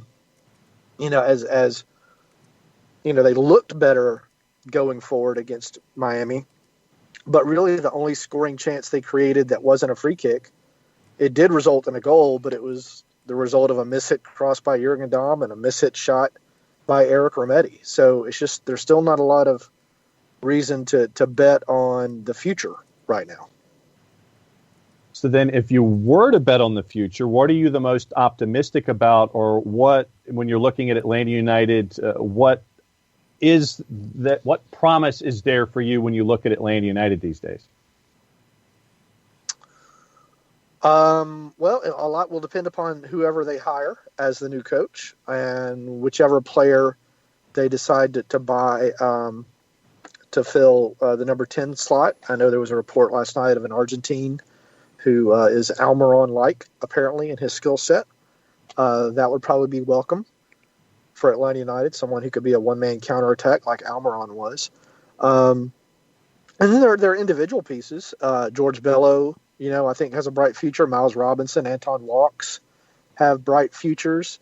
I'm curious when Eric Lopez comes up next year, what he's going to be capable of doing and what other young DPs the team is going to sign based upon the CBA rule. Because I've been asking about this for a while, and as of Monday, I was told that the details still have not been worked out, which is kind of understandable considering everything else that's been going on this summer. Yeah. So I'm curious about that also. Yeah, I wanted to get your thoughts on that. Axel Schuster did mention that it's something, I think it had been brought up by the guys over at The Athletic and what they were hearing about this U22 initiative. Schuster was calling it like young designated players. He did say that it had been changing, and the coronavirus situation is probably going to have effect on some of this stuff, and I guess maybe how much they want to open up some teams to spend where other teams might be less willing to spend right now because of the situation. So what are your thoughts on just being able to potentially add 3 more players that would be falling into that DP kind of role? What do you think that does for a club like Atlanta? It would be gigantic. That's 3 more, potentially impactful starters. It's 3 more sources of an ability to sell and make money for the club. It's an ability to strengthen the brand around the world if you could find skilled players. It could be impactful for every team in the league. I mean, if you're able to buy low and sell high, that's ideal for any business. And, when you have a team like an Atlanta United that is looking at those 18 to 20-year-olds from the beginning, that scouting set and that scouting idea is already there for them, and to have this kind of an opportunity where you can have and I'm going to use quotes and have air quotes used here, the young DP, it just, where you're looking for 3 players or you're looking for 2 players in DPs, now you're looking for 5 and 6. And I think that it benefits those teams that have already been out there in the world marketplace that know what they're looking for in those younger players and setting themselves up for this future when it does come to pass. I didn't hear a question, so I think you're just making a statement and want me to react to the statement. Yes. That is true. I mean, Atlanta United is not the first to scout for young talent. I mean, lots of MLS teams have been doing it. Orlando did it with Roches, who was an Atlanta United player for a while before he was moved on. But Atlanta United has arguably been better at it than other teams. You would think that they could continue that. They're maybe taking a hit right now with guys like Barco, who just can't seem to find consistency in their performance and results. But he's still young. There's still time. But what's the word I'm looking for? The skeleton, the framing of the scouting system is there to spot those talents. Yeah. Yeah, I think they've had that success in the past, and they've had the willingness to spend, which is a lot of it as well. Yeah. With Atlanta looking at Nashville, I know it's really hard, and this is something we just talked about with Mike, in guessing lineups at the moment because of the fitness levels and because of just, coming off a short rest. Nashville's not here. Who are you looking at as a player who is important for Atlanta to get a good result in Nashville? Who has to have a good performance for that to happen? I think Robinson / Walks. Okay. Because of the set pieces. They've got to be able to defend those set pieces, to win those free kicks coming into the box and get them out of there fast. If they can't win their one-on-one battles, then this could end up being a 1-0 loss for Atlanta United. And they just, I keep saying they can't afford to keep dropping points, especially to expansion teams, but they keep dropping points to expansion teams. It's just, another phrase I keep using, it's just a weird season for everybody, but especially for Atlanta United. What did you think, and I asked Mike about this when he was on with us previously, what did you think of John Gallagher's appearance, getting some fresh legs and some energy out there last time out for Atlanta United? What did you think? I thought that he was brave. He tried to take on his defender one-on-one when he got the ball out on the wing, around the 20, 25-yard line. And that was nice to see because it hadn't been done too often by Atlanta United in its past few games. I don't think the final result was there, but it's his first start in forever. The kid has been moved around for reasons I still don't understand all over the pitch because he's obviously got some talent or they wouldn't keep trying him at different positions. So I thought, I don't think it was good enough that he should start again, but I do think it was good enough that he can build off of if he comes off the bench.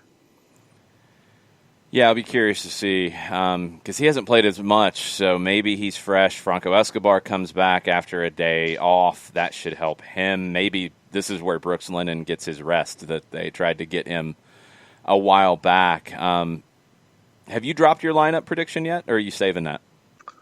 No, I was going to we were supposed to talk to Stephen Glass at 1 p.m. today, and I was going to write it and drop it tomorrow.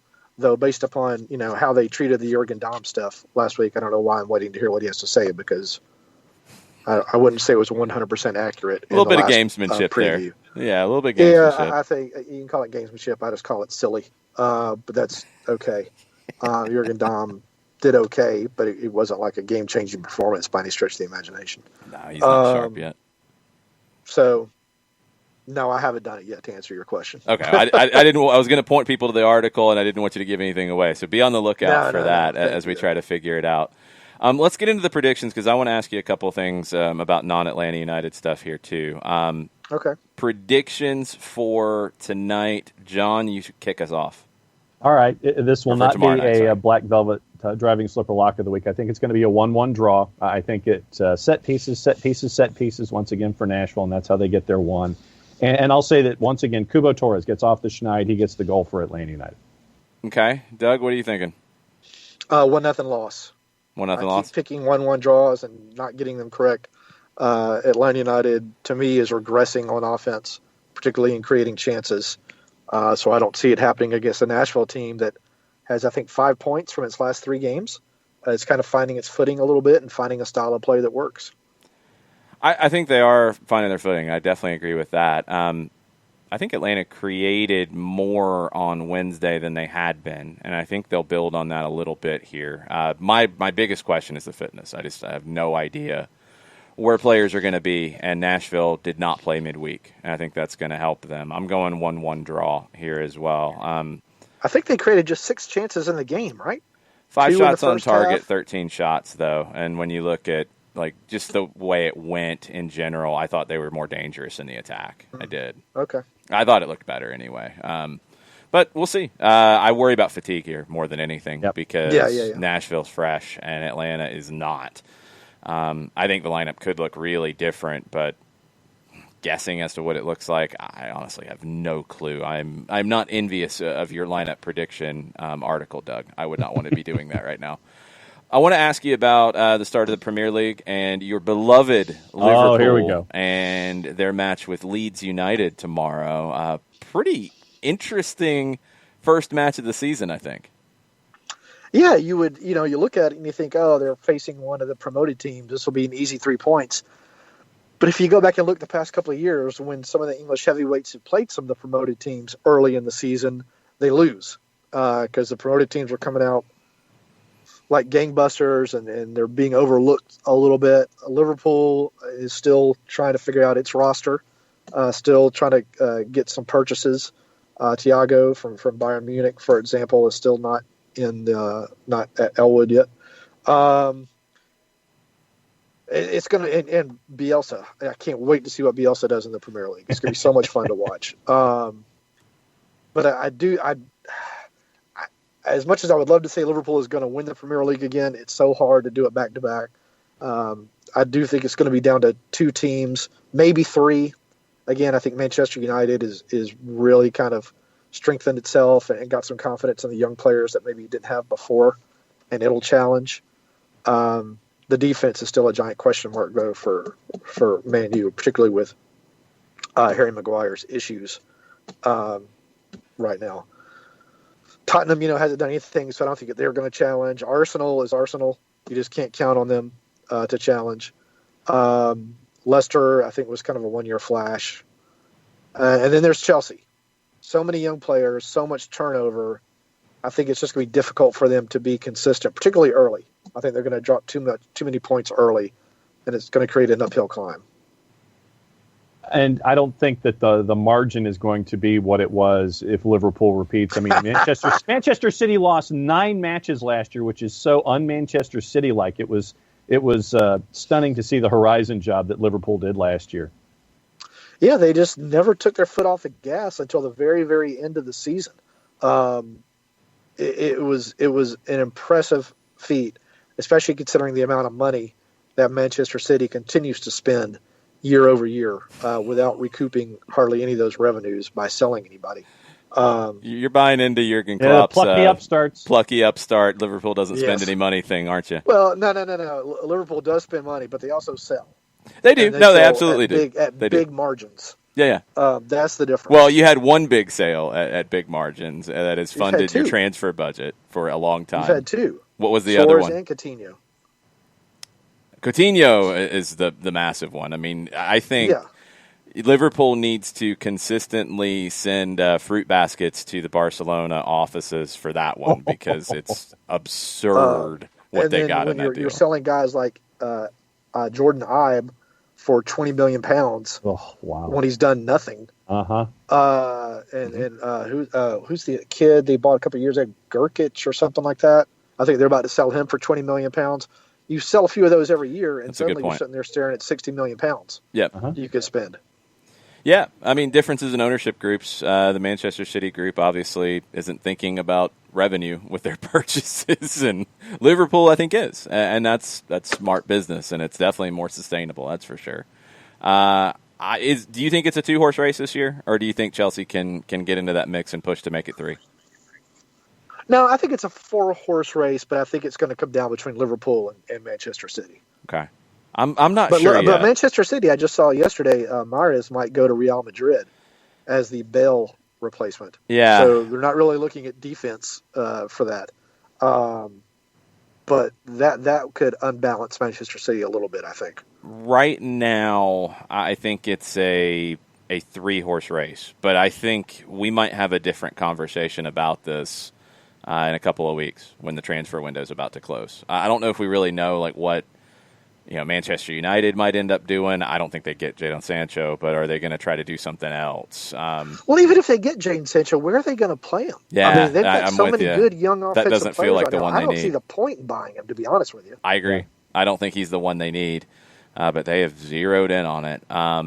Chelsea, I wonder how it comes together. I'm not convinced that it's going to be. And Frank Lampard manage all those guys. Yeah, we'll see. I'm not convinced that they're just going to be able to out-talent people, and I'm not buying it with Chelsea just yet.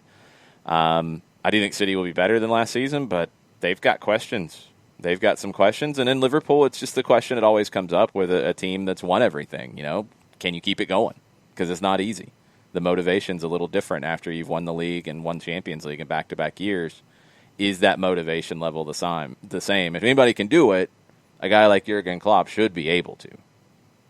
It's tough. And we all know that Doug is definitely going to have. So, how big is the margin by the time the season's over, Doug? By how many points does Liverpool win this year?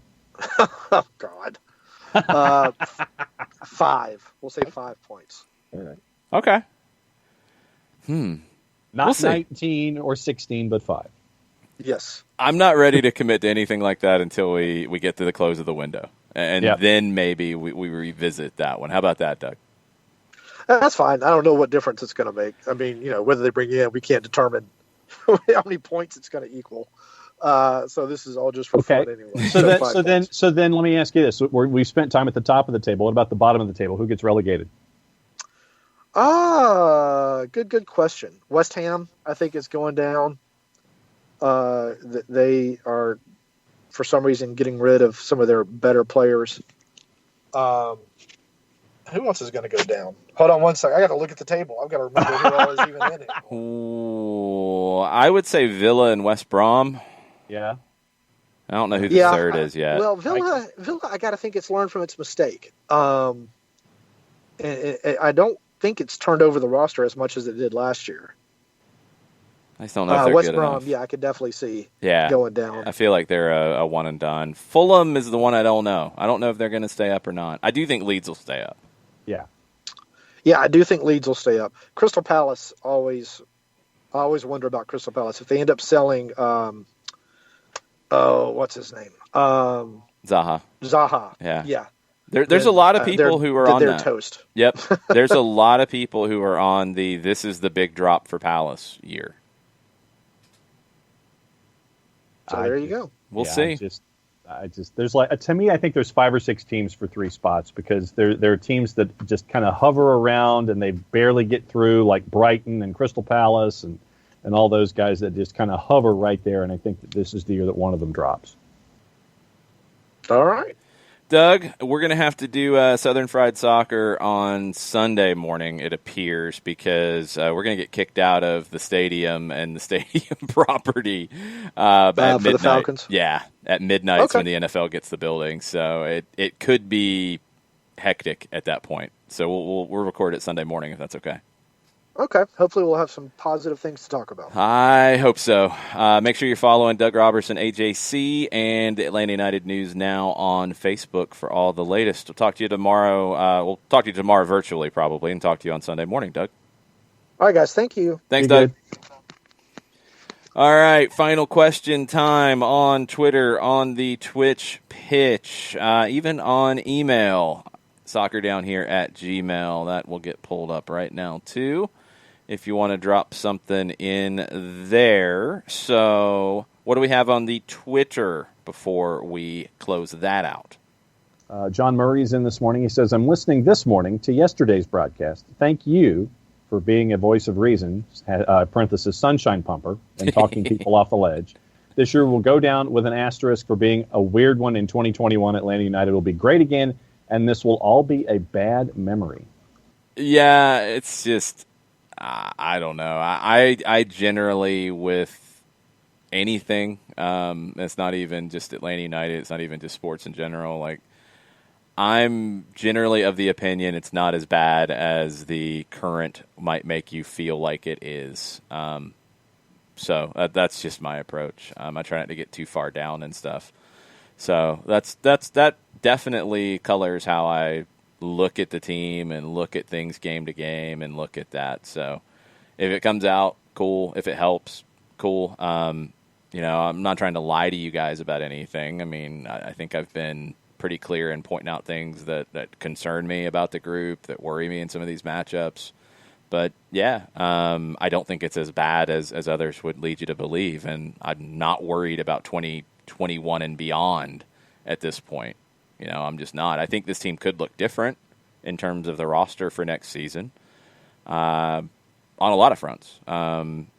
We don't know contract situations, but I think you could look to make some more dramatic changes in the offseason. You might have the ability to go out and get some players that you didn't expect to be able to get, again, because of the market situation. So it could look really different. But I truly believe that this year would have been very, very different if Joseph Martinez hadn't been injured in Game 1 of the MLS season. I think it's a think we're having a very different conversation at this point, even with everything else being the same, about where Atlanta United is if you don't lose Joseph Martinez.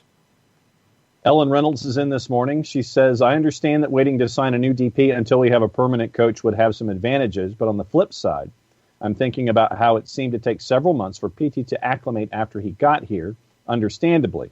With this being such a crazy year, maybe it would be a good idea to bring someone in soon to get them accustomed to their new club, city, or country so that they're hitting the ground running at the start of the 2021 season. Yeah, that's a really good point. I think Pitti was a little bit of a special case because of the way 2018 ended for him with that just draining final in the Copa Libertadores against Boca. I mean, it's one of the biggest rivalries in sports. It got to a point that I've never seen in sports where you had to move the game to another continent because of all the madness.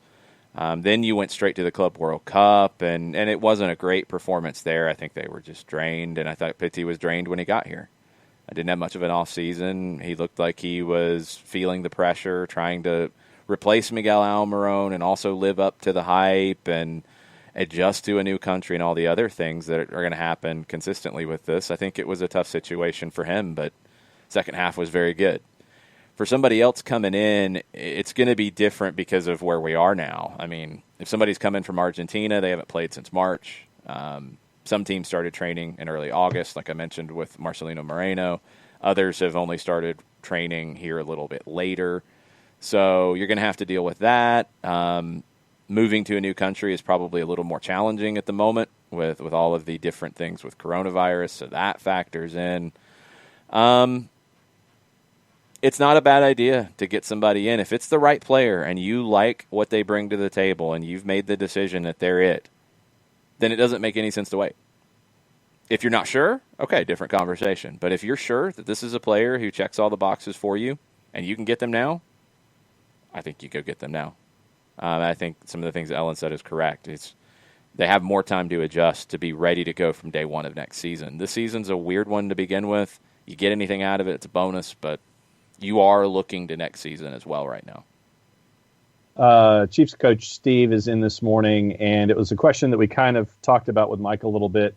And Steve goes to the extreme on it. He says, what do you think about starting the bench to give the first team some rest, letting the match go as it will? Yeah, I mean, I wouldn't go completely like that. Like I do think there's a good chance that Escobar gets into the lineup because of being fresh. Lennon would be the one that you think might need that time off or come off the bench in the second half. Okay, cool. I can get into that one. I worry about Miles a little bit because he struggled in the first half, much better second half. If Meza is ready to go and can spell him, that could happen. I'd like to keep playing Bello because I think he gets better every time. So if he's good, if you're not worried about him physically, I think he goes. You want to keep that continuity. I don't know if you can take Walks out right now. I haven't noticed any drops with him at the moment, so you keep rolling with him. Midfield, Josetu was the one off the bench, and Lorenowitz was off the bench. Maybe they get the start here. Barco, you're going to keep playing as the 10, I would believe. I think Jurgen Damm, you want to keep playing him to break through fitness-wise. Kubo Torres, I'm assuming, is kind of in that situation, although he was a little bit further ahead, so maybe you're thinking a little more traditionally about fitness with him. Maybe it is time to go to Adam John from the start again. Or maybe Manuel Castro gets another opportunity here. It's possible. I don't think it'll be a complete new 11, but I think you will see maybe more rotation in this one than we have seen because of the shorter rest and against a team that is pretty well rested. News out of Cincinnati this morning from Cincinnati Soccer Talk via Laurel Faller. Adrian Regatin has left the club to return to his native France after feeling homesick, according to an initial report from Laurel Faller. Regatin, quoting Cincinnati Soccer Talk, one of the most impactful players since joining the club, appearing in all 10 matches, 7 starts, 2 assists. One of those in MLS is back. So it looks like Adrian Regatin is heading back home. I hate to hear that. I mean, this is a time in the world where I think those kinds of pulls can be a little bit stronger with everything going on with coronavirus. I've really liked his game. I thought he was their most dangerous player from what we've seen this season because Locadia hasn't been 100%. Regaton was a really good fit for them. That was a good recruitment to bring him in. It's going to hurt them to lose him, but Cincinnati's looking big picture anyway. I mean, they're going to be looking to next year, so this just accelerates that process. Thomas Gwynn says, of course, at Jared_Smith would know better than me, but I don't think that San Jose has brought in a ton of talent. Since August 1st, 4 losses and a draw, 6 goals, 420 against. That's really bad. MLS is a parity league. Something's going on other than just talent to be losing like that. Yeah, their style is one that's probably going to be hit the hardest by this compressed schedule. They need high energy levels to be able to play in that manner. And if you don't have them, you're going to get shredded. Now, the way they started last night is the massive concern, because it's not like you got tired and then started to play poorly. You looked bad from the jump, and that's not okay. San Jose, I mean, I don't think they lied to Matias Almeida and told him they were going to go out and spend a whole lot of money. They weren't. I don't think that was ever the intention. So I think he came in knowing that he was going to have to coach him up, to use the expression, and he was going to have to get more out of less to work with. I think that was something that was appealing to him in terms of the project. But it's gone south, and I don't know if it's just down to tired legs or if there's something else going on. Magnus Eriksson has been sold from the group. He is back in Sweden now, so does that factor in? It's possible. It is. But I don't know if that accounts for 5 goals in 30-plus minutes last night. The Colonel says, in his opinion, morning, Colonel. Hola, Colonel. He says that the segment we had with Mike, he says it was the most coherent Conti segment on SDH ever. Hashtag Somos Atlanta. It's crazy because the show has felt maybe one of the least coherent shows we've ever had, but that's okay. That's what happens sometimes. And then the last thing on the Twitter timelines from Ricky Ricardo linking to Stephen Goff from yesterday. And Stephen says, bearing last-minute changes, DC United's first 3 matches in their next stage will be at home against Toronto on the 19th, with the first one in Nashville the 23rd, and at home against New England the 27th. Yeah, I haven't heard anything about opponents here. I've heard the 19th. I mean, Stephen Glass mentioned the 19th. I don't know beyond that. So if there's games on the 23rd, it is a possibility that Atlanta would be on the 23rd as well. Just looking at the calendar, I mean, to get 12 games in, starting on the 19th, you're going to have midweek, and you're going to have a decent bit of midweek. At least you get 1 week where you don't have a midweek game. That'll help a little bit, but it's brutal. And I mean, this is a big part of the conversation in England right now, looking at the Premier League schedule. And Jose Mourinho said it was inhuman, the schedule that the Premier League players are going to have to deal with here with the amount of midweek games. It's brutal. Managers have to look at things differently. I think, you want to build continuity, but I just think it's impossible right now. I don't think the season's going to be, in England, I don't think it's going to be about continuity at all. It's going to be about who's fresh. And you're going to see these dips. That's where I do worry about elites, because of the way that they play. And that's going to be tough for Marcelo Bielsa. But I think he's adjusted not running teams into the ground as much. He made an adjustment last year. He's going to have to make more of one because of the calendar this year, and we'll see. Or he's going to have to turn to young players and expect that they can perform. And it's going to be tough for some teams. There's just no way around it. We are caught up on the Twitter, sir. What else is on your mind? All right, we're going to run through the Twitch pitch, because that's a very important part of the show, John, that sometimes you leave out of the conversation. Well, because I'm not looking at it. You're looking at the Twitch pitch. I'm looking at Twitter. You have screens in front of you. You could have it up if you wanted to, but you don't. But that's okay. You don't love the Twitch pitch like I do. It's okay. I understand it. I get it. I dispute that statement, sir. I get it. No, I got it. I understand. Burns says Arsenal can make the top 4. Arteta effect. I'm not so sure. I don't know if this is the year for that. I think next year they can. Yeah. I don't know who falls out in that case. And Bern, if you're still listening, chime in, because I don't know who falls out if Arsenal gets in. I guess it would have to be Manchester United. Yeah. Which is possible, but I think they're a top 4 until proven otherwise. I'm not buying in on the Arsenal hype yet. I do agree with Byrne that Chelsea needs a better manager. I think that could come up this season. Byrne also says that everybody was showing restraint in not saying Newcastle going down. Alex Bassine is very upset. We'll see. I want to see what happens with this whole takeover madness thing, and if it becomes a distraction, which I worry that it will.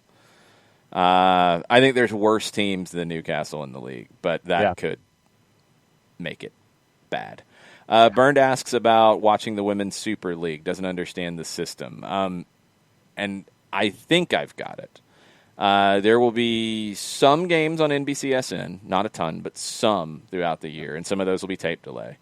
There will be some games on the NBC digital side, I think on the NBC Sports app and on the NBCSports.com website, not under the Peacock situation that the Premier League is under. They will be available to subscribers of NBCSN.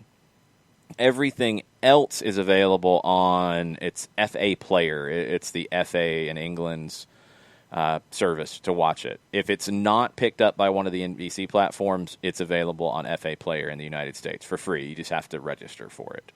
I don't think they have an app. I think you have to watch it on their website. If you go to the Women's Super League website, I think the FA Player link is at the top, if I remember right. Okay. Chris Ashley, hashtag no Mingo this weekend in the Upstate. That's true. That is accurate. I'm with this. It is an afternoon match as Forward Madison comes down to Legacy early to take on Greenville Triumph.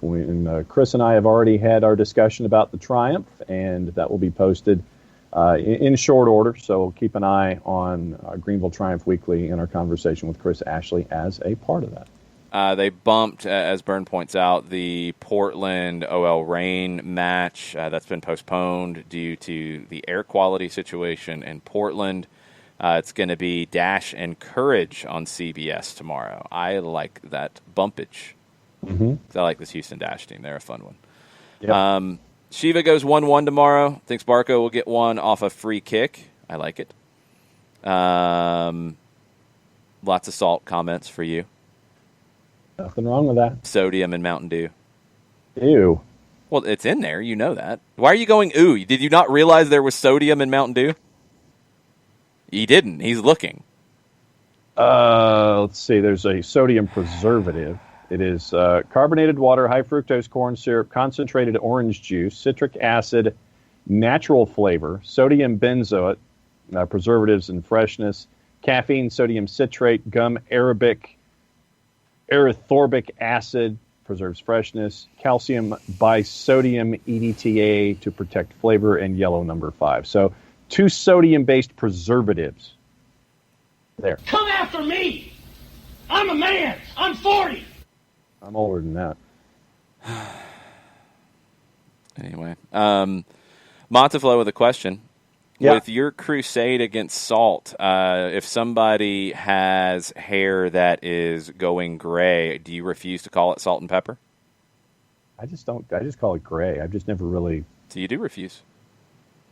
Sure, why not? You it's won't not call the it first thing that comes into my mind when I, like myself, I'm not going to sit here and say, I have salt and pepper hair. No, it's just flat out gray. Right here, on the edges. We're talking about the whole thing. Like, it's not like salt and pepper hair. You're not calling it because it's gray the whole thing. You're not calling it's on the edges. It's like it looks like salt and pepper. That's why you call it that.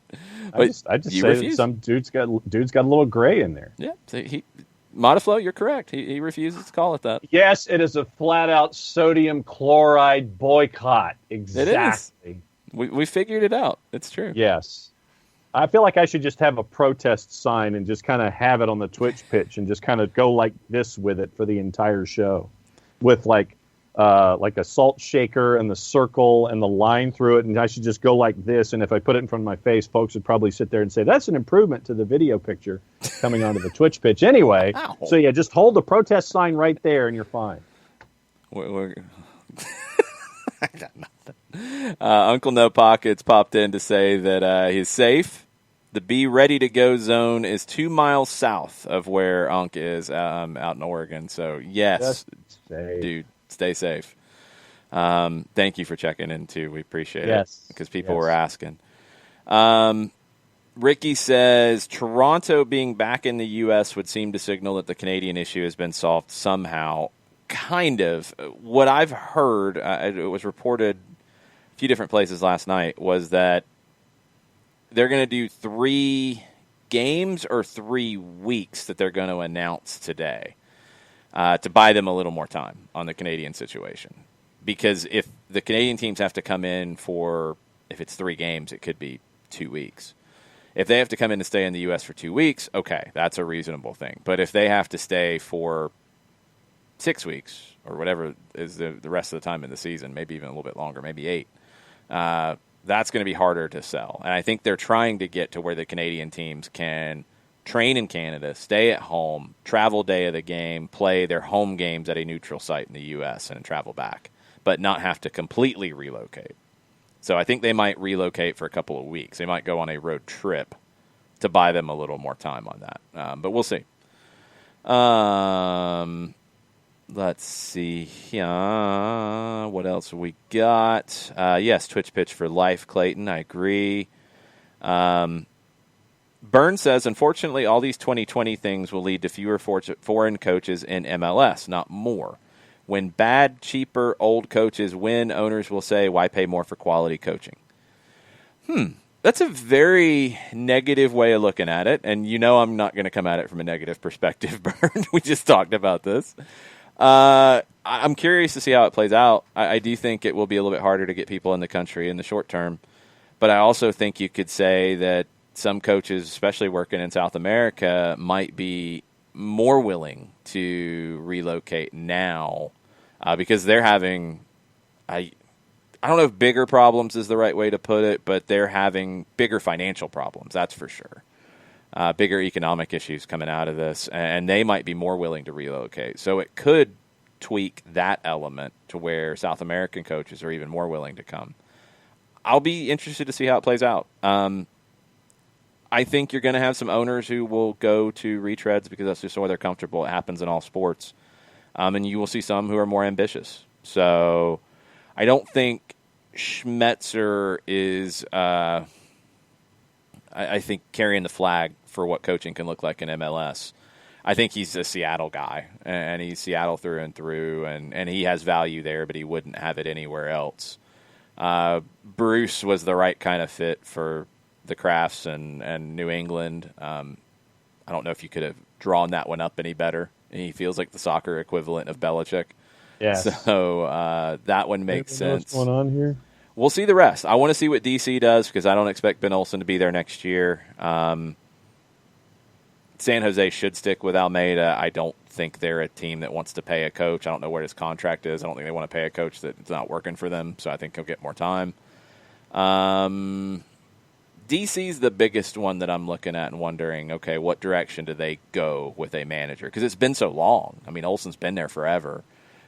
They went with Kurt Analfo after Peter Novak, and that was a miserable start to that season that ended up seeing him not see the year out, and Olsen got the job. I mean, you're going way back to things to try to figure out what DC might do, and they're under new ownership. So they're the ones that I'm curious to see where they go. El Futbolero has Almeida's salary estimated at almost $1.5 million a year, termination clause included, $3 million for the termination clause contract until 2022. Alex Pacine says, Callum Wilson, Ballon d'Or, lock it in. Alex Pacine, you are drunk on Humexin rum this morning. It's too early for that. Let's see. Ricky says the Euro Beach Soccer League is the only appointment viewing soccer this weekend. The Euro Beach Soccer League. Wow. It's not even like the national team beach soccer stuff. There's a league. I might need to watch this, Ricky.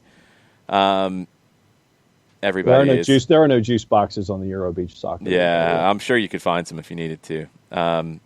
Everybody's laughing at your ingredient reading of Mountain Dew. That was good. It's a preservative. Okay, anyway. Sean asked where your headphones were. Where my headphones? Well, I mean, my headphones? It's the microphone that he can't figure out. Yeah, Sean. It's the microphone that I can't figure out. We finally got him a new microphone, and he plugged it in, and it wasn't working, and It's not Then plugged in right now. You can bang on it all day, and that's just a pointless exercise. But then I figured out that the volume was down to 0, and I boosted that up too. Yeah, when we connect, and I'm like, yeah, John, I can't hear you. Then I unplugged it. Well, yes, you unplugged it, and the microphone on your headphones was working, and I assumed, as I'm trying to troubleshoot why John could be messing up technology, which is always a dangerous thing to do, I assumed that maybe he didn't select the right microphone for his Skyping to me. That would have been the logical guess, because that's at least somewhat past the basic level. I would have never assumed that the volume was turned down on his microphone. I would have never assumed that there was a volume lever. Then at least, or maybe it would have been in more plainer sight than this. It's on the front of it. It's on the underside. You have it set up that way, John. It's on the front of it. Yeah. Okay, let's see what else we got here. What are the juice boxes for Leeds? Liverpool's a minus 323. Leeds is a plus 843 to win, and your draws plus 507. Draws at 507? Uh-huh. Oh, okay. I'm gonna go get those Humex juice boxes, and I will go with that. Which one was it that I wanted to go on this? The papaya one on a draw. Chris Ashley's all in. Papaya Humex? That's dangerous. I did not see the tweet from Atlanta United. I think maybe the wrong TV people were listed. It happens from time to time. It is on. Is it Southeast this Saturday night, or is it South? I think it's Southeast. I think it got moved over to Southeast. Efforting. We are checking. We will get it. It happens. It's 2020. Uh-huh. It's madness. I don't know when the last time everybody was in the office anyway. It's tough. The Fire are on 2-day NA. That is correct. Yes, Fire and Crew are on 2-day NA. John's looking. It might take a while. It will. That's not good. We don't have a while. No, we don't. Well, I mean, we have an open-ended show. That says you. South. Okay, it is on Fox Sports South. There we go. South. It is not on 2-day NA. It is on Fox Sports South. South. I see what happened. It was the generic watch MLS on national broadcast thing, and it says Chicago and Columbus at 3:30. It says that the tweet message got mixed up with the graphic, and yes, this is what happens sometimes because all the teams tweet out the national broadcasts, and yes, it happens. Waiting to see if Scotland is on ESPN Plus this weekend. Jared Smith is in all caps on it. Oh, that'd be great. I don't know if the deal's gotten done yet. I haven't looked at my ESPN Plus listings to see if it's shown up yet. I have not seen the listing, but it didn't show up on Live Soccer TV, which is where I'll go generally for stuff. I did post this morning a very quick game each day this weekend, starting this afternoon, of something you can watch on Fanatis, fntz.co/soccerdown here. You can sign up for the free trial if you're not a subscriber. That helps the show if you sign up for the free trial. So if you're not a subscriber, you don't want to be a subscriber, you get 7 days for free, and it helps the show by signing up through that link, fntz.co/soccerdown here. You've got French League on BN, which you can watch on Fanatis. You've got the Colombian Primera A, which is back this weekend. You can watch that on Fanatis. You've got the Ecuador League games get on Goal TV, the Ecuador and Serie A. Those are on Fanatis. Not all of them, and I'm going to demand more Mushukruna games from Goal TV. I'm going to start a petition. You've got the Brasileiro if you sign up for the separate Brazilian pack, and you can do a trial on that as well. Flamengo is on a run these days. They play on Sunday. That's going to be my Brazilian match of the weekend. You've got the Uruguayan League. You've got TIC with all of their round-the-clock programming. You've got La Liga starting back this weekend. Not the heavyweights. Real Madrid and Barcelona are off this weekend. But you've got La Liga kicking back off on BN this weekend on Fanatis. All kinds of stuff on Fanatis. fntz.co/soccer down here. The free trial, helps the show. So if you want to sign up, please do. You also, and Kefsi is a subscriber, you can get the Italian pack. And they have Italian language programming, and they will have Serie A games in Italian language. Serie A is on ESPN Plus in English and in Spanish in the United States. But if you want to hear it in Italian, you get the pack on Fanatis. Kefsi said that the Rai coverage of Napoli was fun yesterday. I did not see this. I'm sure it was madness, like the Argentine coverage of the Lionel Messi stuff. Update from Stephen Goff about his 3 matches for DC United. He says, early this afternoon, the league is expected to announce the 3 games per club. Canadian teams will not fly in and out on the day of matches. They'll remain in the U.S. for 9 to 10 days. Toronto will start its 3-game stretch at DC United next Saturday.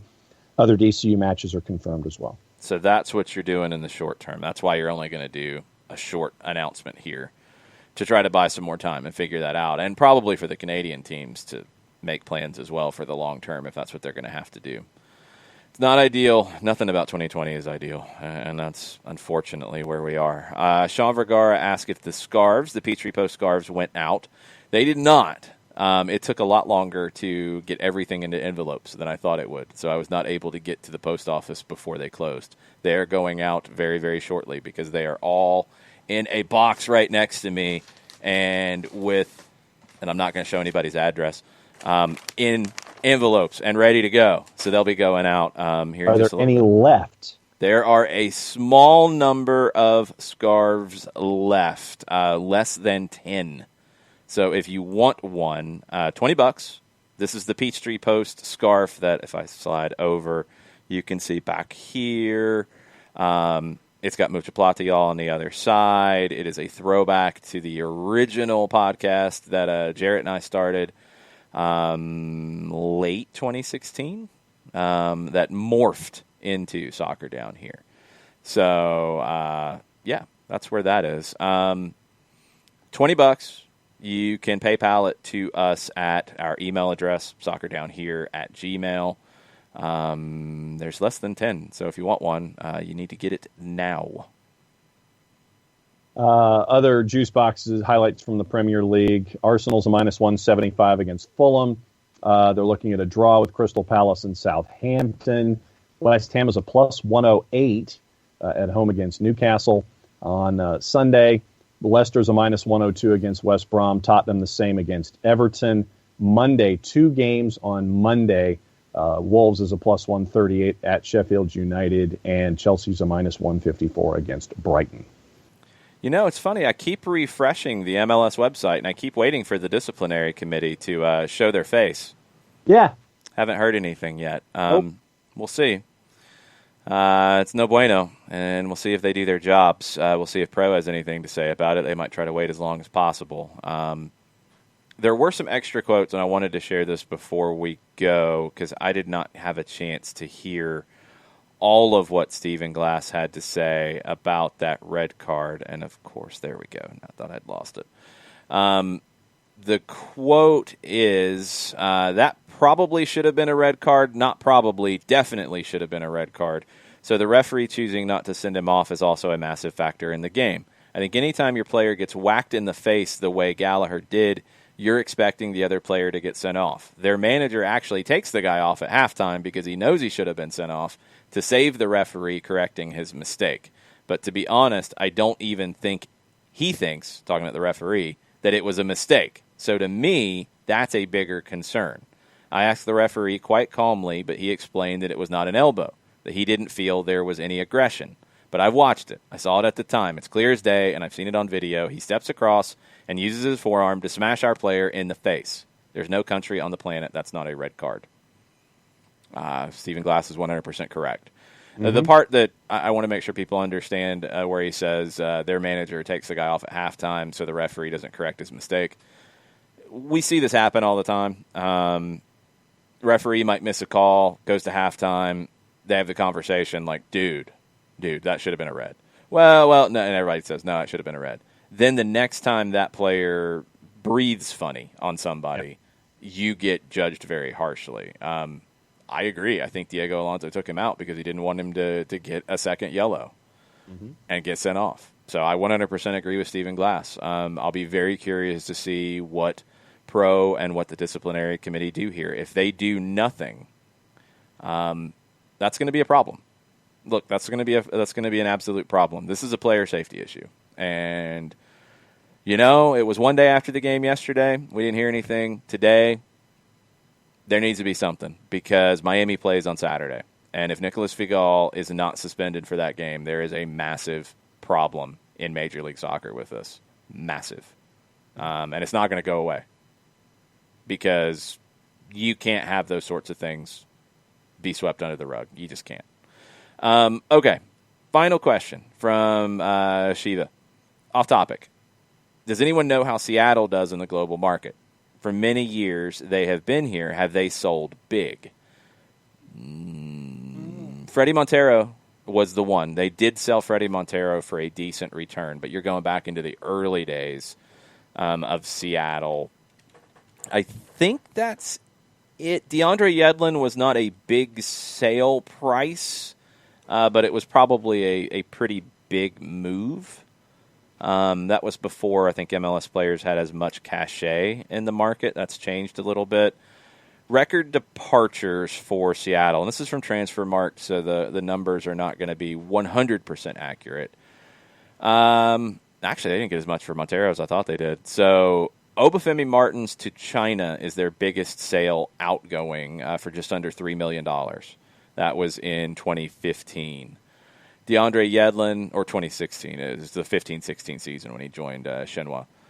Yedlin went to Tottenham for 2.86, according to Transfermarkt. Freddie Montero, I think it was a loan and then a purchase, so all combined a little over $2 million. That's it. Eddie Johnson, you got a trade with DC. They haven't made more than $500,000 on anything else. So, yeah, Obafemi was the one. I actually forgot about that at 31 years old going to China. That was their biggest sale at just under $3 million. I thought Montero might have gotten more, but doesn't look like it.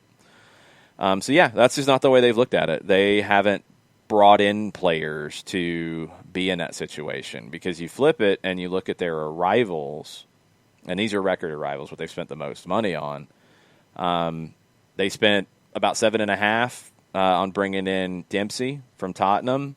They spent about $7 bringing in Rui Diaz from Morelia at 27 years old. Dempsey was 30.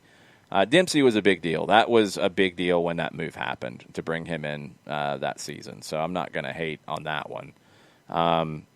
That probably sold them a whole lot of shirts, and it did have a hand in changing the face of that club. It did. Obafemi Martins they brought in from Levante for 3.3.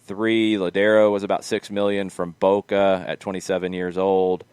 Andrade, who they just brought in recently, $2 million. That's it. So they've spent over $1 million on transfers 5 times. But that's what they've done. Last one, Bernd Dursberger. Diego Alonso is a smart Uruguayan manager, knows his dark arts, and he absolutely does. If you watch the way Miami plays, he does, and he understands that Nicolas Figal would have been sent off in the second half after you had halftime to mull that one over. Shouldn't need halftime to mull that one over. It should have been an easy decision, and now the disciplinary committee has to get it right. No excuses. Pro has to come out and admit that was wrong. No excuses. No excuses. It's a game-changing play. It is a game-changing decision. No, Atlanta did not deserve to win the way the game played out, but they deserve to have a man advantage for the second half. There's no question about that in my mind, and that was taken away from them. He has to be suspended. They have to come out and say that they got it wrong. I don't really care about them apologizing, but he has to be suspended. They have to admit the mistake here, and we'll see. We'll see what happens. Tomorrow we'll have a power hour in the morning. Tonight we will have the run-up. It'll be myself and Kelly Francis getting you ready for more detail on Atlanta and Nashville. Power hour in the morning at 10 o'clock. It'll be in the midst of everything going on in Europe, so we'll keep you updated on those games, and we'll look ahead to the weekend in MLS and any news that comes out today. Hopefully talking about a suspension of Nicolas Figal, but I don't know if that's going to happen. So I might be extra salty tomorrow morning. We will see. I'll bring the salt for John since he's afraid of it. Have enough salt for both of us. Then let's see. Jessica Charman and I are calling Atlanta United 2 and the Miami FC at 7:30 from the Fraction. You and Mike start at 8 on 92.9 The Game with pregame. Yep. Accurate. And then Sunday on ESPN Plus, Jess and I will be on the call for Chattanooga and Georgia State women college soccer, 6 o'clock from Chattanooga, from the campus of the University of Tennessee at Chattanooga. All right, we'll be back in a few hours with the run-up. Y'all have a good day, and mucha plata, y'all. Mucha plata, y'all.